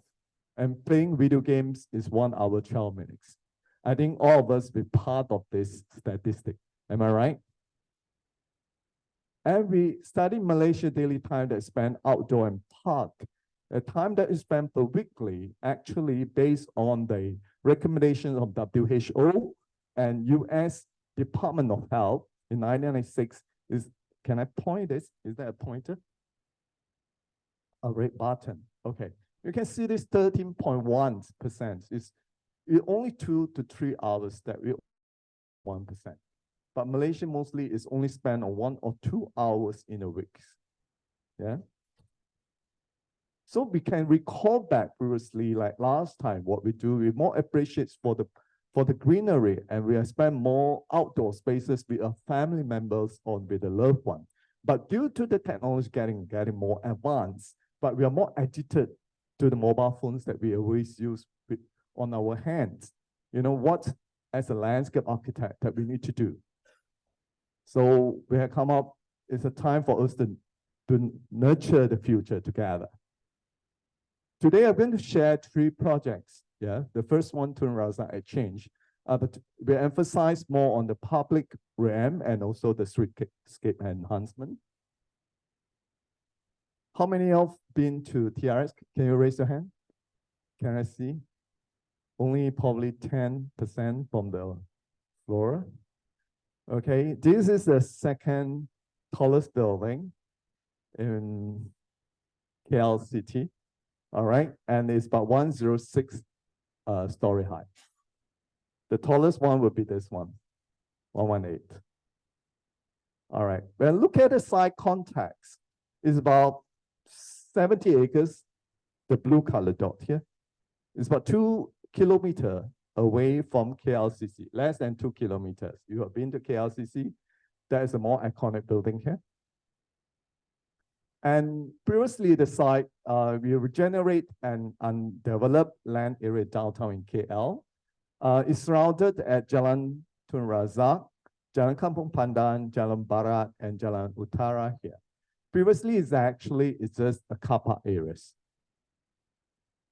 Okay, but today, the government TRS group itself, it would like to turn this as part of an international financial hub. And we emphasize more on the, want to create more on the vibrancies of the green city and also pedestrian-friendly city as well. And looking at the 70.6 acres, it's about 23% is the green spaces areas. We have total 29 building here. It's still under construction stage right now, but TRS Mall had just recently completed. But before we start to design, we listen to the voice of stakeholder. We engage to the public, residents, and shop owners around the site. Then only we started drawing a design guidelines or design strategies in greater of success, because we understand the importance of human smart city driven by the human experience. So this basically the 4 criteria we're looking into it: connectivity, sociability, activity and functions, and comfortability. So we also understand the issue at the site. We see the fragmented of environmental land areas. So what we intend to do that, because we see the recreational and the city areas is a bit fragmented, we would like to connect back, this one. We'd like to connect back the ecological city. And also we feel that existing problem at the site is more on the car-oriented city and lack of the public transport. So with the new strategies of the TRX ideas is to make it more walkable city, to improve the public transport, make it more friendly. The third one, we look back at the KL Golden Triangle. Previously, it's only Bukit Bintang, KLCC, and the pavilion areas. By extending the TRX development, we're able to extend the Golden Triangle site as well. Fourth, will be currently it's more passive, a bit fragmented that we mentioned. So what we're going to do is that we want to make it part of the iconic and vibrant city and must-go destination in the future. It become a new tourism spot in Malaysia in KL City. Okay, for every single project we do, we must understand the historical timelines. Because this one is actually, we understand the transformation economy from the past, present, and the future. Why is it important to understand the roots and the culture of the history itself? Because as the designer, we believe that once you understand that, we're able to create the space with the soul, and the sense of place are stronger when you enter to the site. So once we understand the site itself, because previously this KL district areas here is actually a financial areas that we're using what I call a design metaphor by using a water. It's part of the old transport system, water, and also railway track. Yeah, we can see a straight line and fluid line here. And it's the part of design metaphor to tie up entire 70 acres, let the building to sit on the top, to unite the entire site areas. Okay? So the first one, we look at the connectivities. We want to make it more walkable and connected and accessible. First of all, if you go by train, MRT, yeah, these are MRT stations. In front here, there is a drop at the Tun Razak exchange. And the secondary primary connector is the green colors that you're able to walk from here to here, approximately 450 meters. And then the rest as well from the Jalan Barat, Jalan Utara, and also secondary connector from the surrounding commercial area into the site. Besides that, we also study solar installation study through IoT data collections. But looking at the site itself, when you can see the yellow and the red colors, is actually very, very hot. Yeah. So to reduce the heat at the site, we want to improve the thermal comforts by introducing planting 2 rows of the trees to make it more accessible and more walkable city areas. And indirectly, all this able to reduce the heat from 34 degrees Celsius to 29 degrees. So this is one example, the Jalan Gading enhancement beside the Farringdon Heights and the Star Hill Gallery. Existing one is actually a bit lot change level uneven in the surface, but we create a ramp going down toward both and right-hand side, but this is still not yet complete. So the other one, Jalan Gading enhancement, previously is the 3 lanes. So we want to make it more walkable city, so we need to enlarge the walkway areas. You know, from 3 lanes, the driveway reduced to a 2 lane here. It's still under constructions right now. So another ones, there will be the Raintree Plaza arrival note. We have completed, if you've been there, you will know the Plan B areas already completed. In front here, in front of the Honda building, it's the hot up. You're going to construct together here our approval. So this is one of the idea. We have a water jet fountains. And then another notes area would be the NEP Plaza in front of the MRT stations. I think partially have been done. We are not completed 100% yet. We gather is about probably we target about 42,000 people in the peak hours. Yeah. So this is the kind of ideas that we want to make it part of the connected transit plaza areas. So we have like a plaza for everyone who want to take a break here. Okay. So we also do a wayfinding strategies. We work very closely with wayfinding consultants as well. We have a different sizes of the markers, totem, and also location of the signages. But currently, that if you've been there, you drive in, a bit difficult to find the entrance. So we are still improving. Okay, third will be the connectivity and functions. Second, sorry. So in Malaysia, we know that we have multi-racist countries. So in terms of the activity, we have so many public holidays, I think the most public holiday in the world. Yeah. So we have from January until December, we're able to celebrate a lot of functions into like Hari Raya, Chinese New Year, Deepavali, and Christmas. So we have gazetted Rain Tree Plaza, we call it, 7,500 meter square areas. So this is the plaza for all the people. That also probably we can, this is the original idea what we intend to do. But this is one of the Raya celebrations. We did it 2 years ago. And also Chinese New Year, you can see some of the backdrop of the shopping malls, they're not yet complete. And then there's one like a terracing step down here for like Zumba or like dancing, morning exercise on the weekend. Yeah, this without the people. All right, and this plaza also act as part of the transition spaces from the building to the building areas. So along the areas, we have introduced the rain tree along the side to provide some shade as well. So this night scene, and you can see the lighting design was inspired by national flower, Hibiscus rosa chinensis.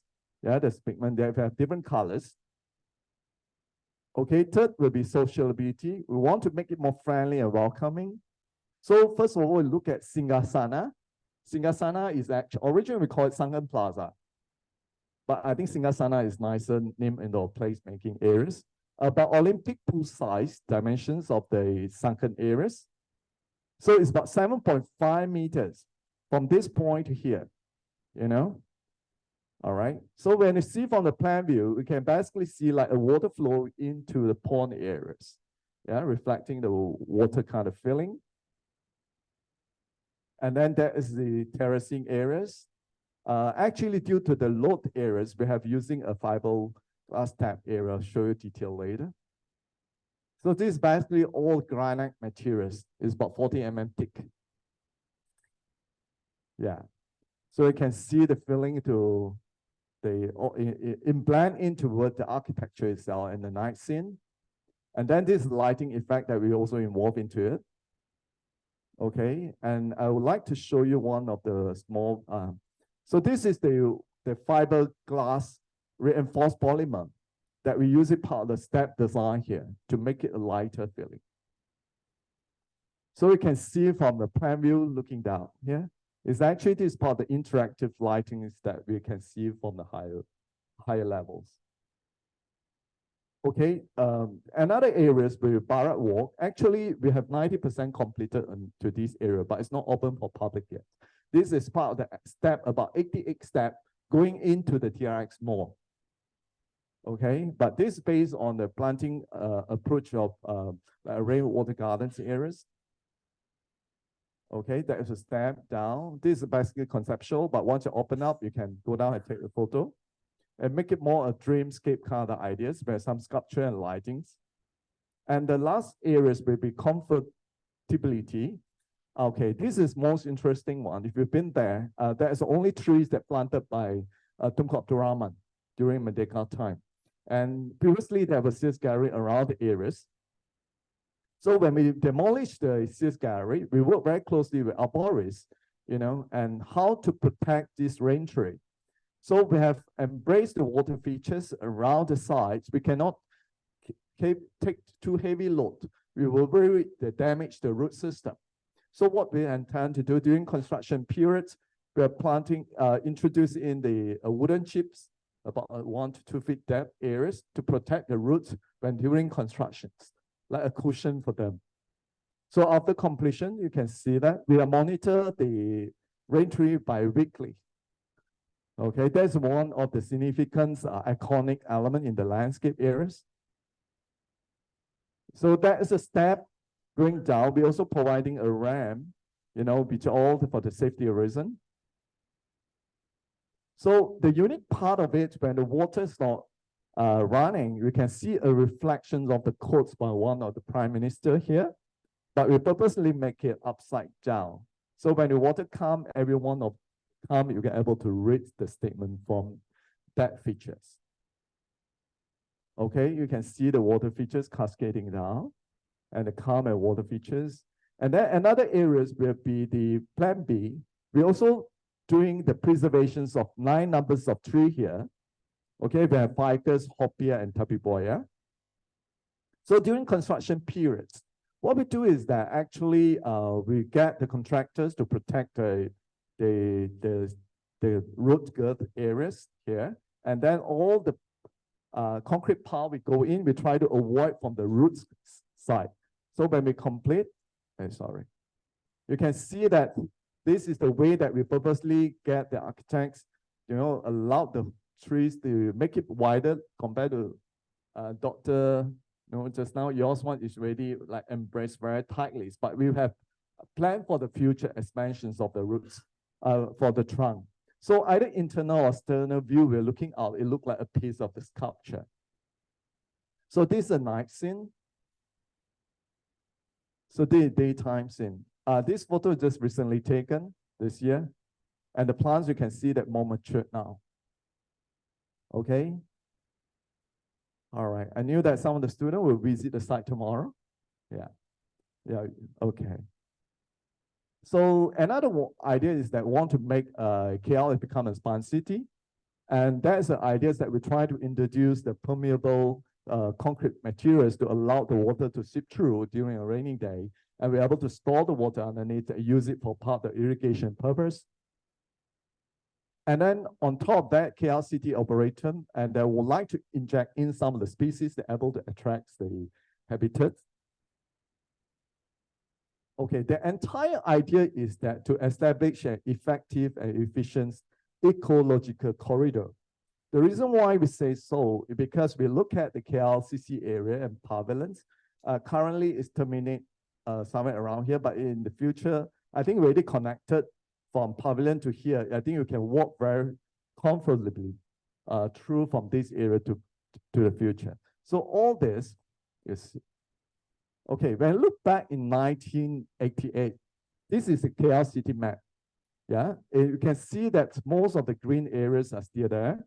But due to the rapid development until 2014, we have reduced about 45% reductions of the green covers areas in KL City. So land art be appointed by DPKL as well to draw up the design guideline to improve the green spaces in the city areas.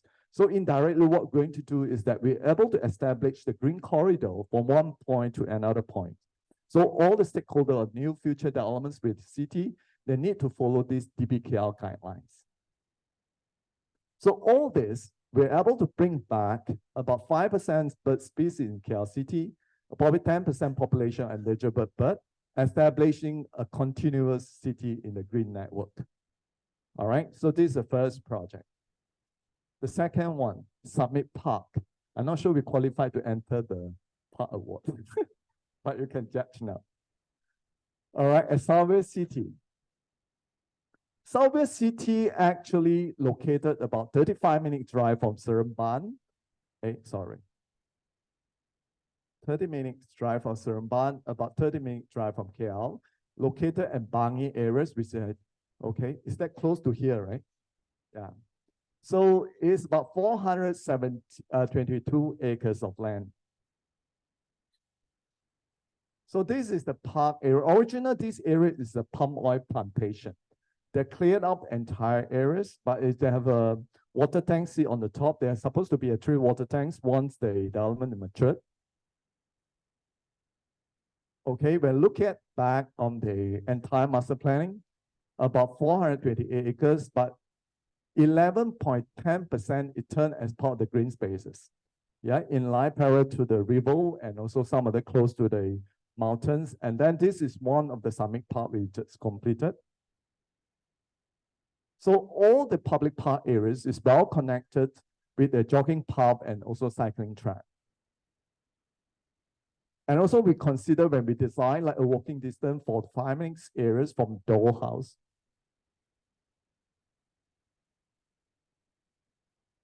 All right, so today we look at 9.62 acres Summit Park.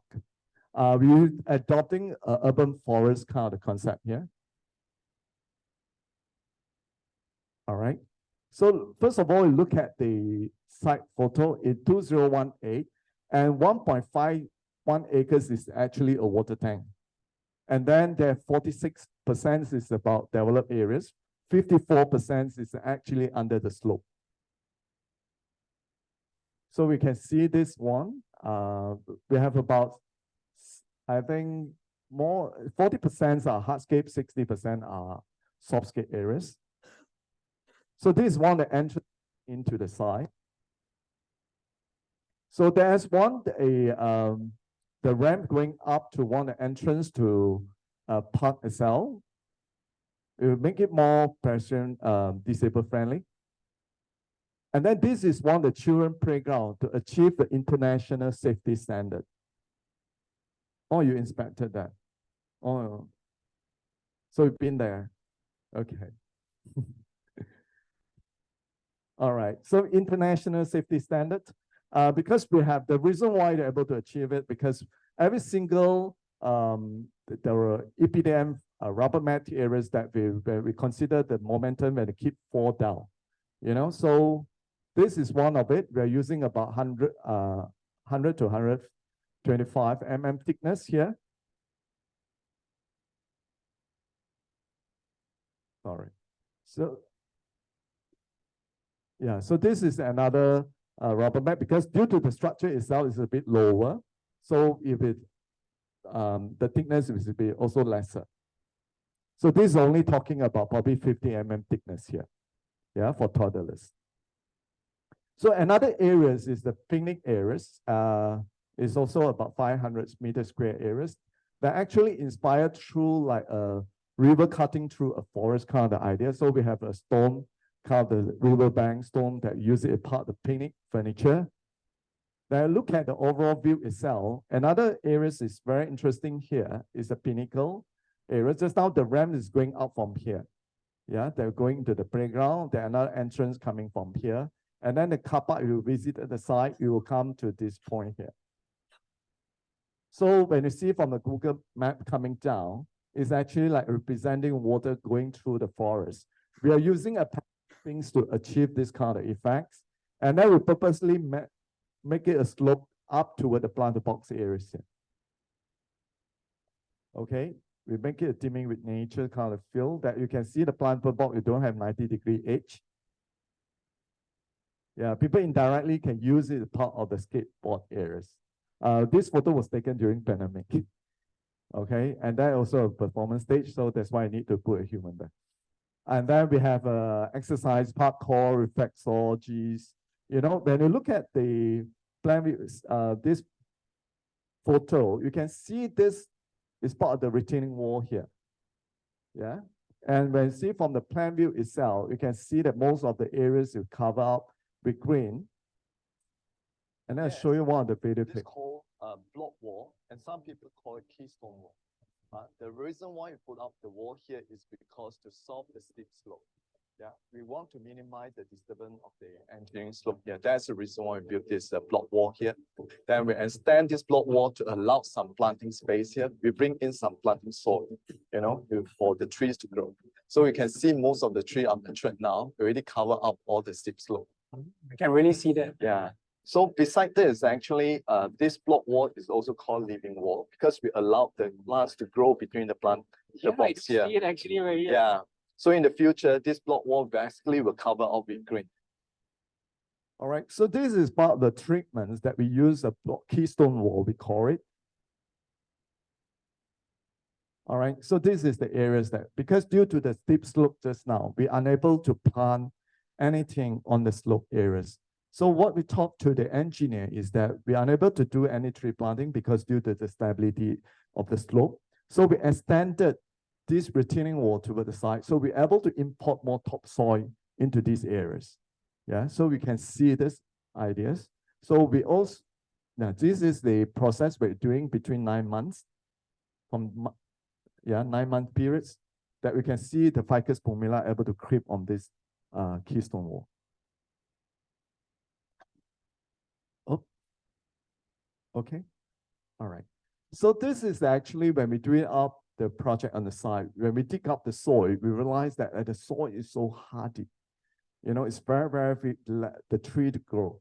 So what we do is that we're introducing another type of plants called nitrogen fixing plants to able to let the trees to grow faster and also decay faster and become a next compost to plants to grow.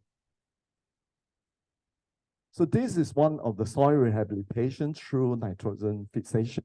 So we recommended like what I call Purera, you know, the cripples, and also acacia that let it grow on top of these slope areas.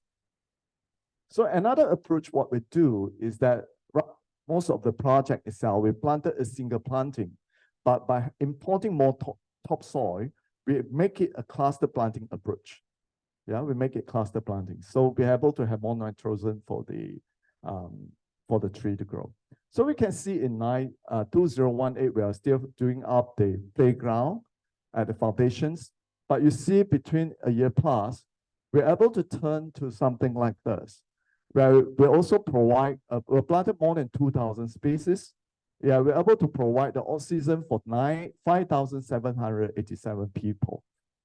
And we are introducing mostly about 70% of nitrogen-fixing tree, okay, and mostly all the native forest species. So this is actually the habitat that we bring it back, the actual photo that taken at the site.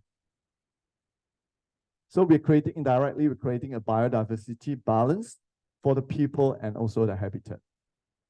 Okay, Alila 2 is my last project for today, and at Tanjung Bunga, Penang. This is the projects that will won most award, either locally or internationally. It's a high-rise development and nature. And this is the site area looking at is sitting the highest point at Tanjung Bunga areas. Well, we're also involving this project about 15 years ago. Okay. And then this is the, okay, before we start this project, actually, when we have pay a site visit, we listen to the sound of the nature itself, you know, like birds, squirrels, and some of the insects. So we tell them probably we need to migrate them temporarily. But after we complete, we welcome them back again. So all together of the site itself is about 9.2 acres, if not mistaken. So based on the concept itself, when we have like to migrate the habitat to other site, we're adopting the step to the paradise kind of ideas. So the mountain itself represent like a building, and the road going out represent like a river, you know, going up to the mountain area, they're flowing down. And the rest of the spaces is like part of the recreational spaces between the terracing areas. So this is when we complete, that is to symbolize the iconic mountains. They're also like a recreational on top here, and then like represent waterfall coming down. And we have some observation tower and terracing garden leading toward the entry toward the guardhouse areas. So total land area is about 9.8 acres. That 3.4 acres, we reserve it a part of natural hill. Okay, so this is what you see illustration, that this is what we complete.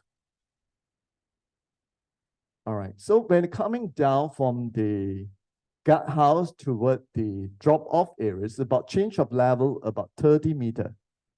Yeah, the ramp going up is about 300 meters long. So when going up along these areas, you can see most of the facility was tucked between the spaces here. It's very, very challenging. So when you're doing construction period, we talk to the engineer and the architects. We say that don't paint this concrete wall. You know, we like to adopt the biophilic approach that we let the nature grow together with the engineering structures. Yeah, this is one of the architects inspired me, it's called Geoffrey Bawa. If you have been to Kandalama in Sri Lanka, you can see the way that how the building and nature grow together. So these kind of ideas that we adopted. So during proposal periods, we have drawing up something like this. We introduce planter box left and right hand side. We let the creeper to creep down and also let the creeper to creep up from the bottom areas. So this is the material that we are using to creep it up, to soften up the entire areas, and also using Balbinia cocciana to let it cover up the entire wall. But the clients like to let the wall more visible because they worry the client into the wall. So this is the first year when the plants grow. Okay, after 2 years, it becomes like this. Yeah. So we can see how the engineering wall and the plants and nature grow together with the engineering structures. And some of it is actually a native originally here. The water coming down and then some of the plants will grow together. So we also have one retention pond here and terracing gardens and also the lemongrass garden, terracing garden along these areas. So this is during construction periods. It's very challenging. When we constructors, we temporarily need to use the access through from here. Yeah, from this road. So this after the completions. So when it drive up from this point, actually total step from the entrance here toward this area is about 275 steps. 3 steps more than Batu Cave step. Have you all been to Batu Cave? Yes. So 3 steps more than that. If you want to, cut down your weight, you can go up and down from these areas. So this original idea in 2017, when we construct at the site period, we have realized the existing boulders around the sites. There are also some of the terracing planter box around this corner here. So this after we completed,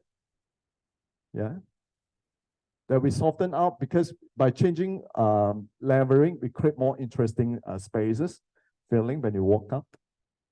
So we also introduced Trislatia along the driveway areas to attract some butterfly and bees. And then we also introduced the peacock flowers, Cachepina pacherama.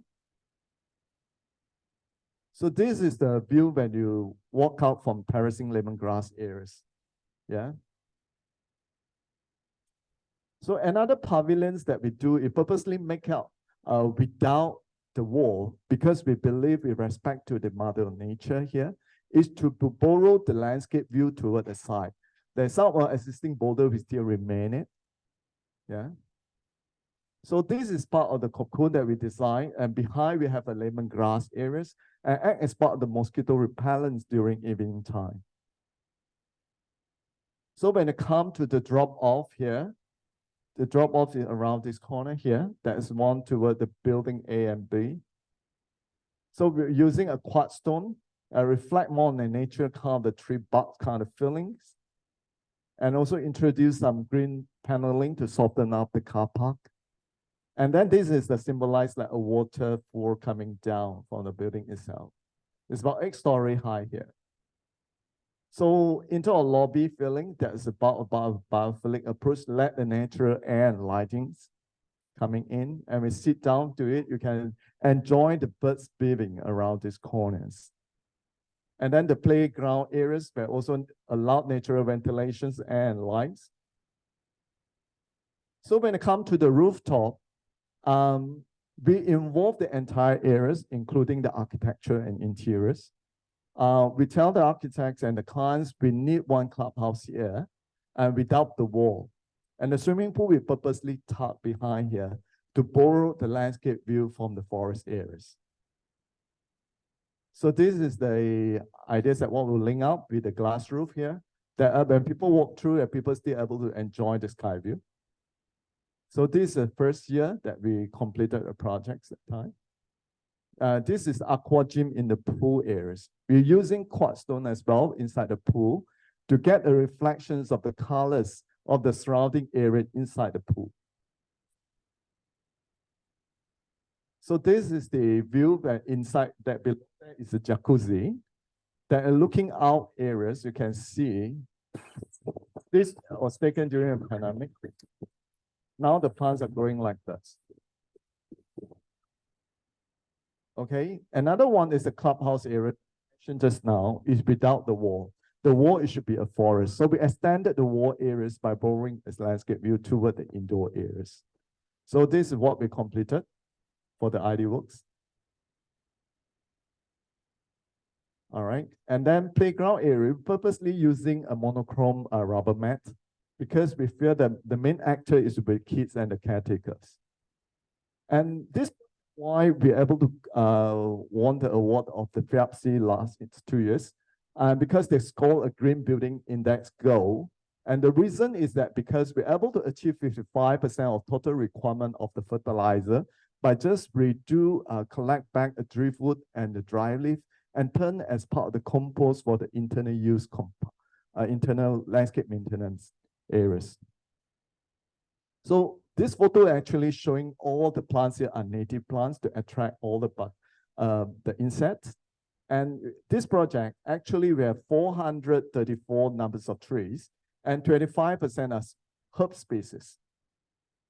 So this is what we promised to them, from day one. Yeah, the gentle embrace for flora and fauna. We not only make the people happy, we also make the habitat happy as well. So the last 4 years before the constructions, we temporarily migrate them. Now they come back because we mostly introduce back the native trees. All right, so this is what, as a landscape architect, we can do. We learning from the past, and in the future, what we're going to do is to envision the experience program that integrate the park, green space, and infrastructure, need an urban master plan for a better place for tomorrow. All right, so let the nature, the future together as our professions as a landscape architect. Thank you. Hope you like it. Before I pass the mic to Dr. Shurin, can I share a little bit the book publications that what we did during a pandemic? Because pandemic period, we don't have projects. So we need to create this book. So this is the book that we did it. We collected from 24 consultants in Southeast Asia, from 7 countries, from Thailand, Singapore, Philippines, Malaysia, Vietnam, Laos, and Indonesia. If you want to buy the books, you can get it from all the bookstore here. Yeah, Kinokuniya in KL and Penang as well. And it costs about 240. But if today you're interested, I brought 5 books here. Okay, for student and also the audience here, lecturer, about half the 140. Okay. Huh? That I will take out 40 ringgit to sponsor. All right, if you're interested, you can just look for me or scan from here. Then we will deliver to you. But today I bring in 5. Okay, thank you.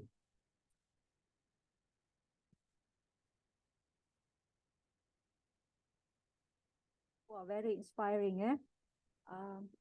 All right, okay, thank you. Okay, with that, now we are really on time, yeah? We are going to call all 3 presenters to the front for a Q&A session. So any of you have any questions to any of the speakers, you can ask them during this session, yeah? So with that, I would like to invite Dr. Shell Nielsen, Dr. Noor Azlin, and landscape architect Phua Chin Eng. Yeah? So please.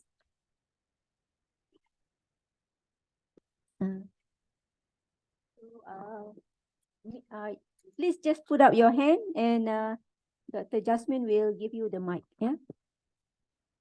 Any questions? Or maybe among the speakers, you have questions for each other's presentation, so you may do so.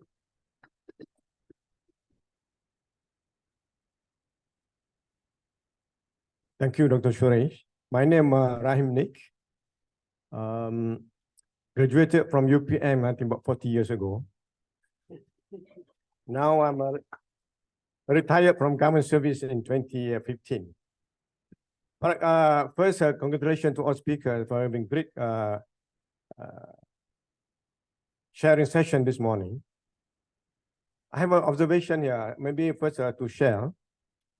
Of course, we have shared with us excellent result from Sweden on the role of green spaces to the health benefits.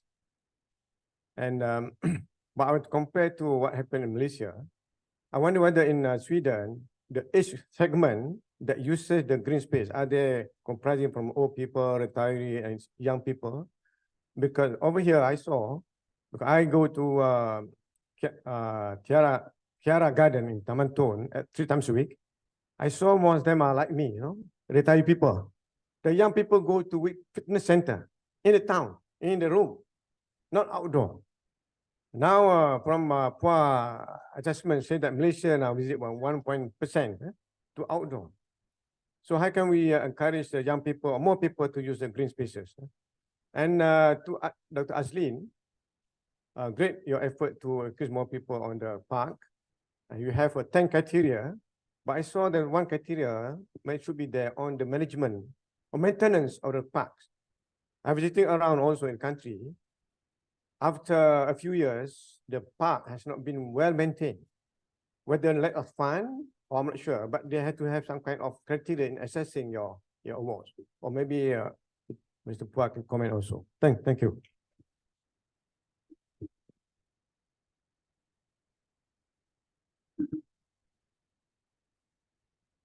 Okay,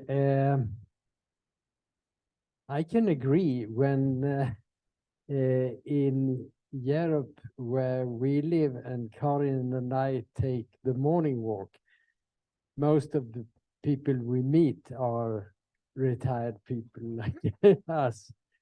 But that's natural since, I mean, we go out when children are at school and other people are at work. So, so the question how we can encourage people and learn them, because there are some evidence saying that you get something more when you exercise in a green environment than when you exercise in a gym, because you get some other types of mental relaxation that you normally don't get. A gym it's actually a quite urban environment in such. So you might become stressed at the same time as you get your physical exercise. I think it's important what Nora Slin showed about to start early with the children. Environmental education is a key role in this, that you learn that nature gives you something else, and so you also get a mental experience and not only the physical exercise. So that, I think that is part of it, and then it's of course a question of the climate. That at least in our Nordic countries, I mean, it's normally you get fresh air and things like that. That is an additional benefit compared to exercising indoors. Yes?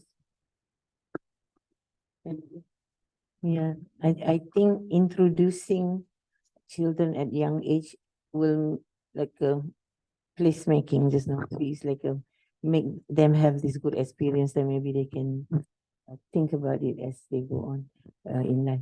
I'm looking at number 2 question from Dr. Rahim Nik tadi, which is about the maintenance. But actually it is there. Actually it's under site condition. It's actually about 15% of the total assessment. So in site assessment, we assess, we minus the vandalism, unmaintained trail and all that. If just now I show the picture of the tree that is being choked by the platform. So this is under that one, the rubbish and all. I think like maybe Dr. Rahim I agree with him that some conditions are very bad now, like rubbish condition and all that. So it is being taken care of. So with our criteria, I want to add, for the recreation forest, we put the different weightage, like 15% for natural appeal, 15% for site condition, and the other ones like relaxation and other things like crowding and all. But if we were to assess an urban park, we can play around with the weightage.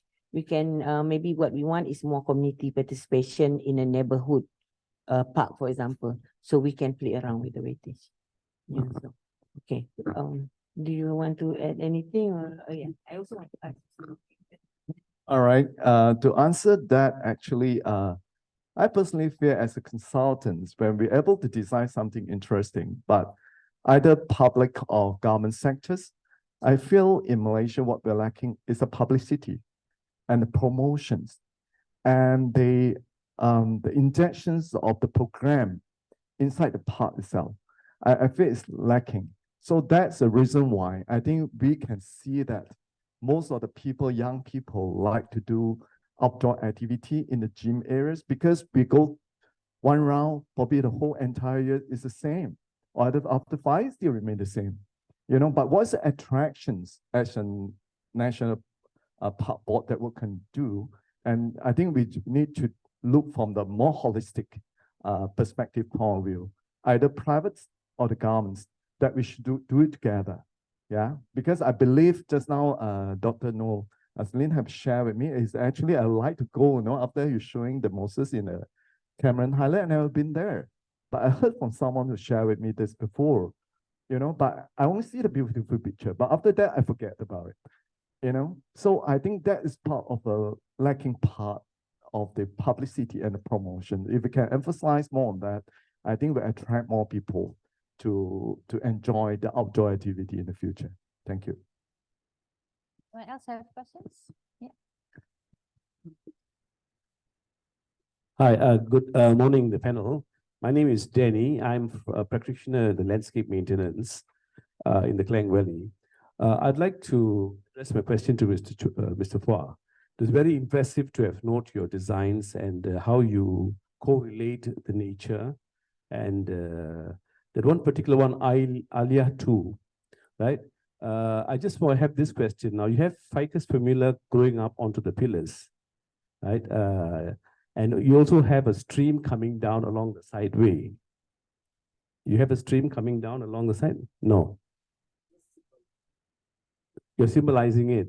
Oh, okay, right. Now, on Ficus pumila, I was just wondering, in the near future, right? In the near future, do you anticipate the deterioration on the wall with Ficus pumila? Do you anticipate?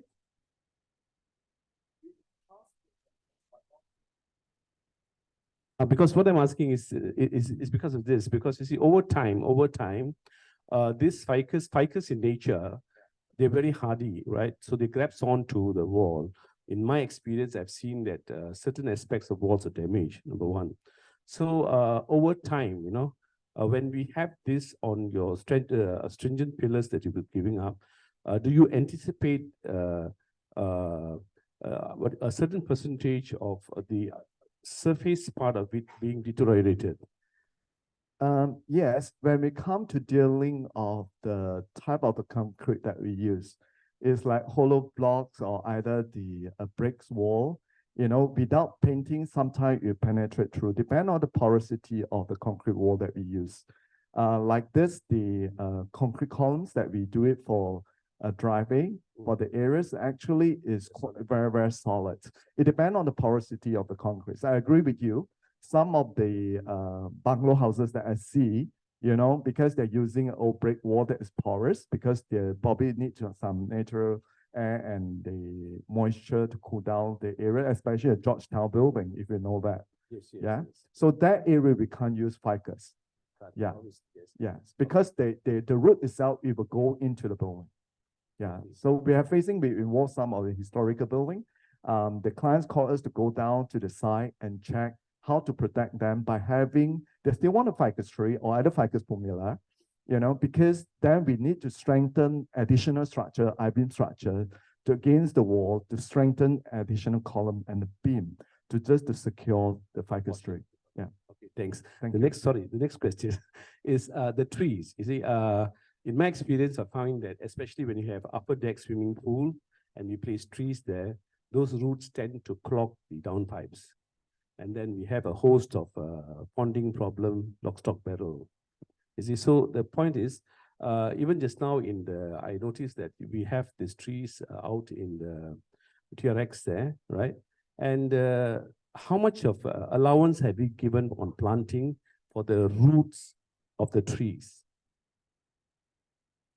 It's quite, because some of the trees that you pointed out there, right? They are actually very extensive in terms of root on the horizontal aspects of it, right? So I just want to know from an architect point of view, as to how much of allowance have you taken, and if there are down pipes along each planter that you have, then any protective measures that there is to it, because what we see now in the Klang Valley is all down pipes are clogged, and especially you have all the trees planted, all trees virtually, they seem to have to seek for moisture and have the runway down the pipes.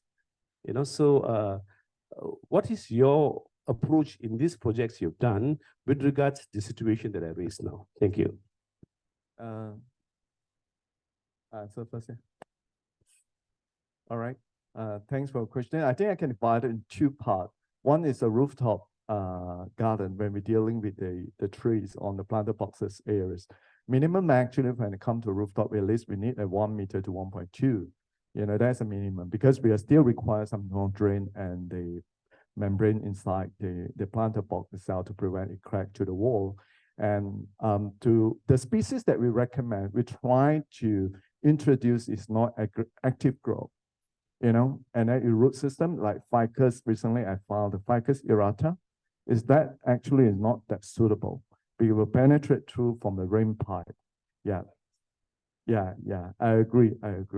So that's why when it comes to maintenance, we also require to trim down the canopy. If you understand the growth of the nature of the tree itself, when we plant it on the ground, basically all the canopy width, Dr. Shuri, we have learned this from our professor. Canopy width, if actually the root system, it follow the width of the root as well, canopy. Am I right? You're doing maintenance. Yeah. Sorry, everybody. Okay, the basis is this, Mr. Phua. We all understand when you reduce the canopy that we are quite safe. In my experience, you see, I also do tree cutting on my own, right? Over the years, I go up the skylift and do it. And I learn a lot about trees and the mechanism within it. When we trim a particular canopy, we are only strengthening the root systems below, you know, and they becomes about 2 or 3 times harder than what they are, you see. So in this aspect of it, this is why I'm approaching you with this question is because I encounter all this, and now I'm called, you know. So, and in 99% of the development, we have trees that are planted, which are purely not suitable. You know, I'm talking of above deck situation. You know, so, and ficus of all would be the worst of the lot, you know, because ficus penetrates every aspect, I've tried them, you know, the slightest bit of hole on it, or crack on the cement, the ficus penetrates too. So the objective, like you're saying, that if you cannot, when we trim the canopy, in my opinion and experience, what I've seen, we only encourage the growth of the root. You know what I'm saying? So this is what I'm trying to find out, that what is the standard that's used in order of planting the appropriate trees, and do you all have a particular list that's appropriate for planting, especially deck, you know, deck. Yeah, Yes. we do have that. But preference species, we call it. that's the thing. You see, the thing is, in my, I mean, what I see all around is that to become populist, right? To become populist, we put trees that has got aesthetic value, but those trees have got a repercussion on the planter box itself. You know, and so this is what I'm saying, that in your projects just now, or your past projects, have you encountered? And if you encounter, how is there a solution for it? Thanks. So far, we don't have this issue. I mean, practice for 26 years, but based on our past project, certain clients that ban us for their the failure of their certain project, but it's not done by us, especially the ficus irrata, like what you say. You know, most of the ficus species tree. We seldom recommend the ficus on the rooftop areas. Like Pumila is just a cripples. Yeah, but when it comes to the ground areas like TRX, because we didn't involve the TRX shop, the rooftop, but involve more like public realm spaces. But all the trees that we planted on the ground, we have a proper root barrier. root barriers to control the root growth. We force them going down deeper. But we also overlap, like what you say, how to avoid the roots touching the infrastructure line. That actually, in Malaysia, we should plan from day one, which is we did it for TRX. So when we do every single tree that we planted, we need to overlap with the piping, electrical cable lines to try to avoid from their areas. If we have it, we need root barriers. So that's why I can see probably based on the experience in Malaysia we've gone through, we never plan that in advance, because after we plant, the JKR people is here, they come and dig up, then they put the piping and cable, TMB. So if you don't plan it from day one, this thing will happen. I think we don't blame each other, but it's just how to make it more efficient, effective for the future collaborations between the Jabatan in the local authorities. I think it's a two-way thing. It's not one way. Yeah. So I agree with you. Certain species that we have come across on the rooftop, if you don't propose a sufficient enough depth, this thing will happen. Yeah. I have another project that's showing that, but you probably can visit my website. You can see that we turned one of the rooftop areas, I think done by our contractor at the back, Jimmy here. Remember Azealia? Yeah, he's the one who helped us to implement the projects. We turned one of the lawn areas that we revert the beam outwards. Then we fill up with the soil. We have a large planter box areas, but minimum we tell the clients we need at least 1.2 to 1.5 meters like that. Then only the root system will grow happily inside that.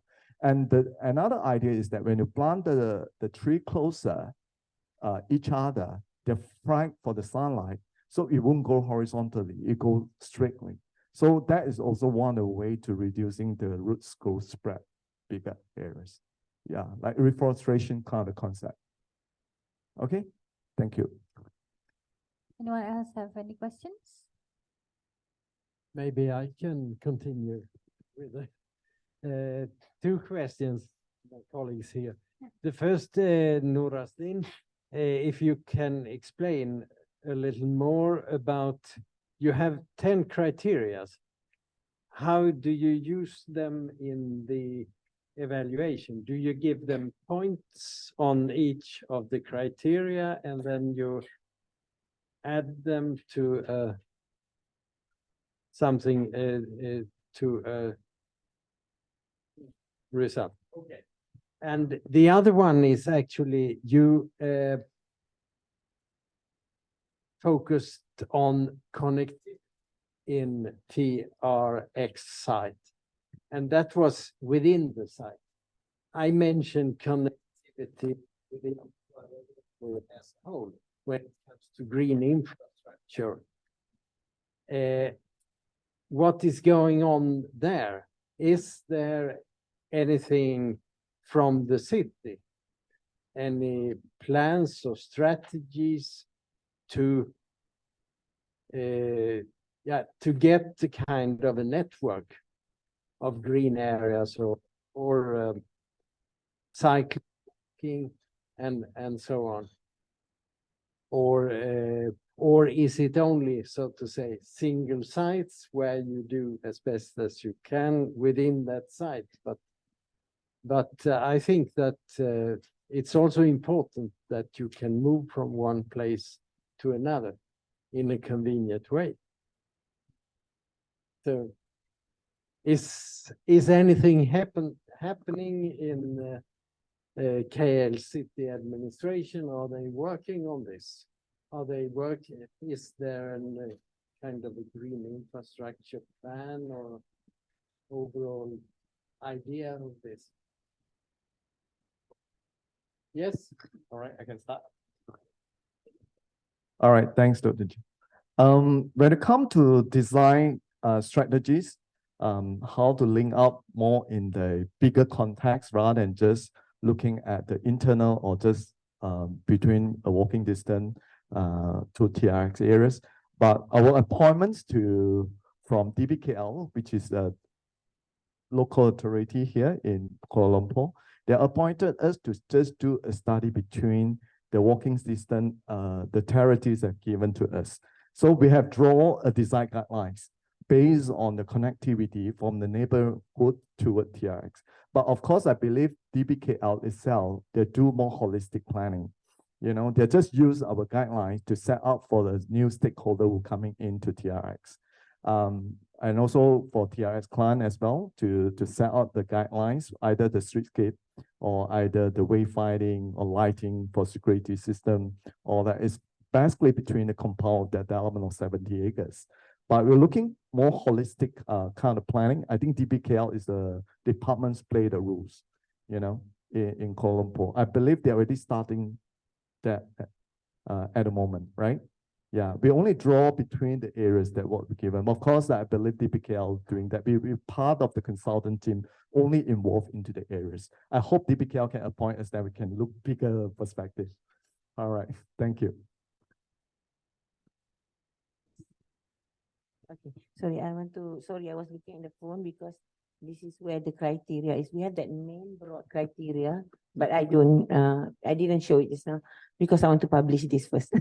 So there is the criteria that the main one, that there's 10 criteria that are the main, but under there are sub criteria. For example, we talk about comfort and safety. So that includes whether they have the garbage collection that is in place, is their camping site managed well, their facilities, but we have under there the verifiers. So there is the verifiers that they have a standard operational procedure. So how often they do the collection, do they have an officer that is, let's say, managing that area? Then we have 1, 2, 3 scoring for that one. So if they are not according to that, yeah. Well, so at the end it will accumulate. So let's say then we have the weightage for, and that part is 20%. Comfort and safety is 20%. So it's a weightage of the 100. But just to share that there are some places that actually achieve more than 90%. So which is actually they are already internationally known. So I want to say this Mosey Forest is a really nice place to go. So that is well, my answer for that. We have 11 this year, only 11, yeah. But we want to get more. So next year for the recreation forest, but maybe to add another criteria, I'm thinking maybe pocket park, so we can participate maybe. So, but we are an NGO, so it's very much on voluntary basis. So the thing is we are limited with time and financial. But I see this is also an income earning opportunity for us, because when they submit for the to be in this award, they have to give a little bit of a fee. So it's not a big fee, small fee. Can I ask the question?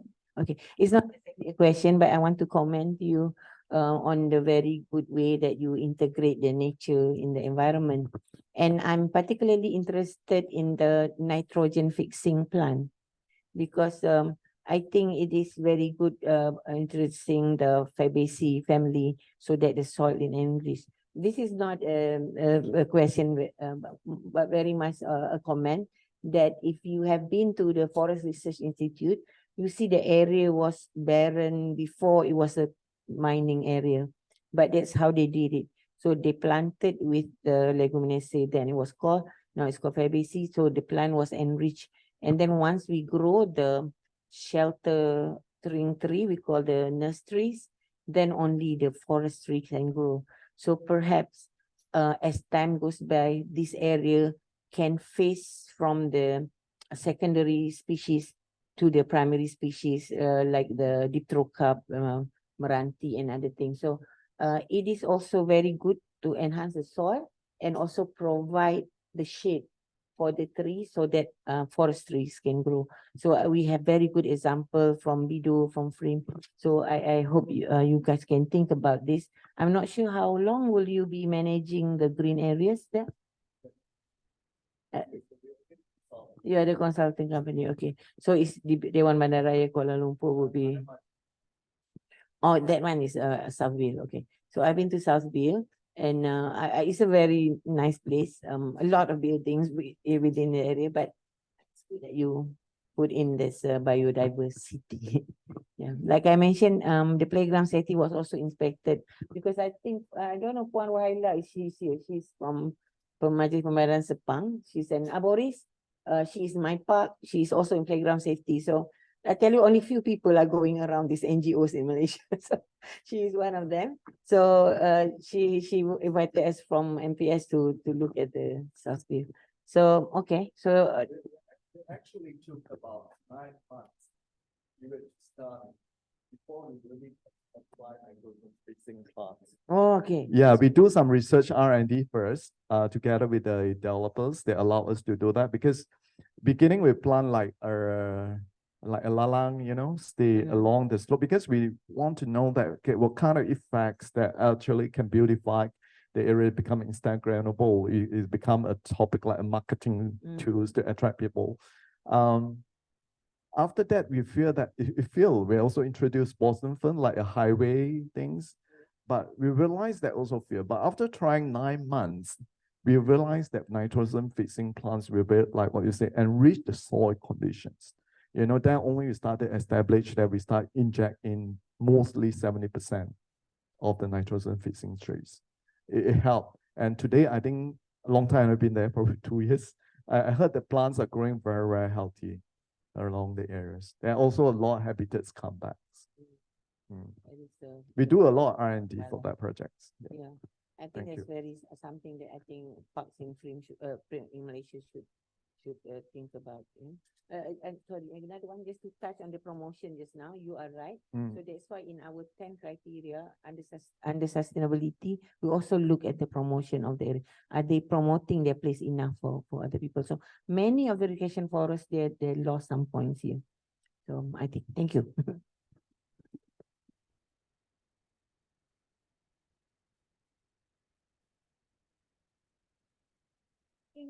We have quite enough of questions among the presenters themselves.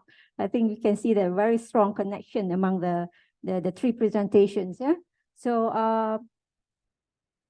any last question that any of you? Yes, Jimmy.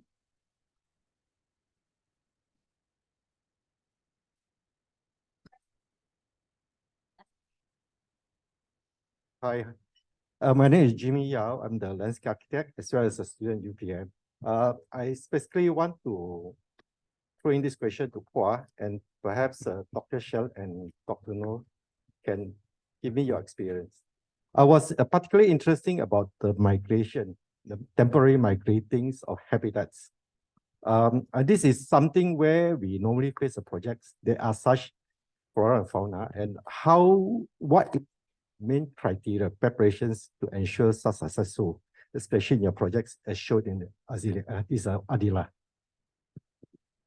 Migrations. Migration, because you know that total land area is about 9.8. And we are so lucky that the 3.4 acres is actually a very, very steep slope. It's very, very steep. So they already store like preparations for the habitat to just move to a neighbor. Right, because that 3.4 acres preserve it. Yeah.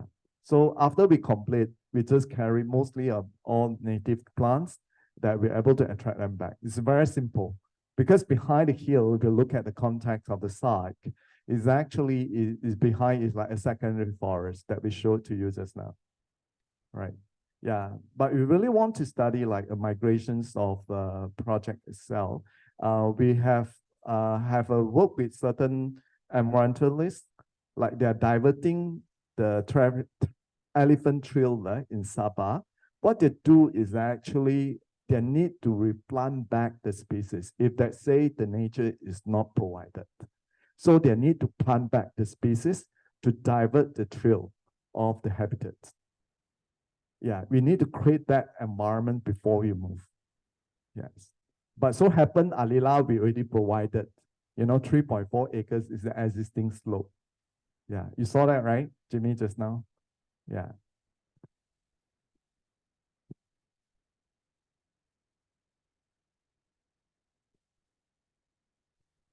All right. I think we come to the end of the colloquium. Yeah. I would like to call Dr. Rozia Ibrahim, who is a head of department for the Department of Landscape Architecture, to give a small token of appreciation from us. So first, I would like to invite Dr. Shell Nielsen to receive the token.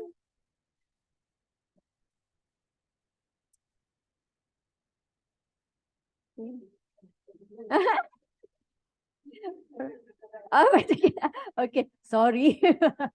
Okay, you want to snap again, or is it okay? Okay, thank you very much.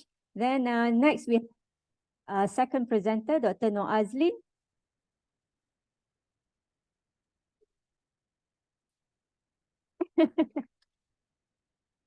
And then last but not least, our landscape architect, Phua Chin Eng.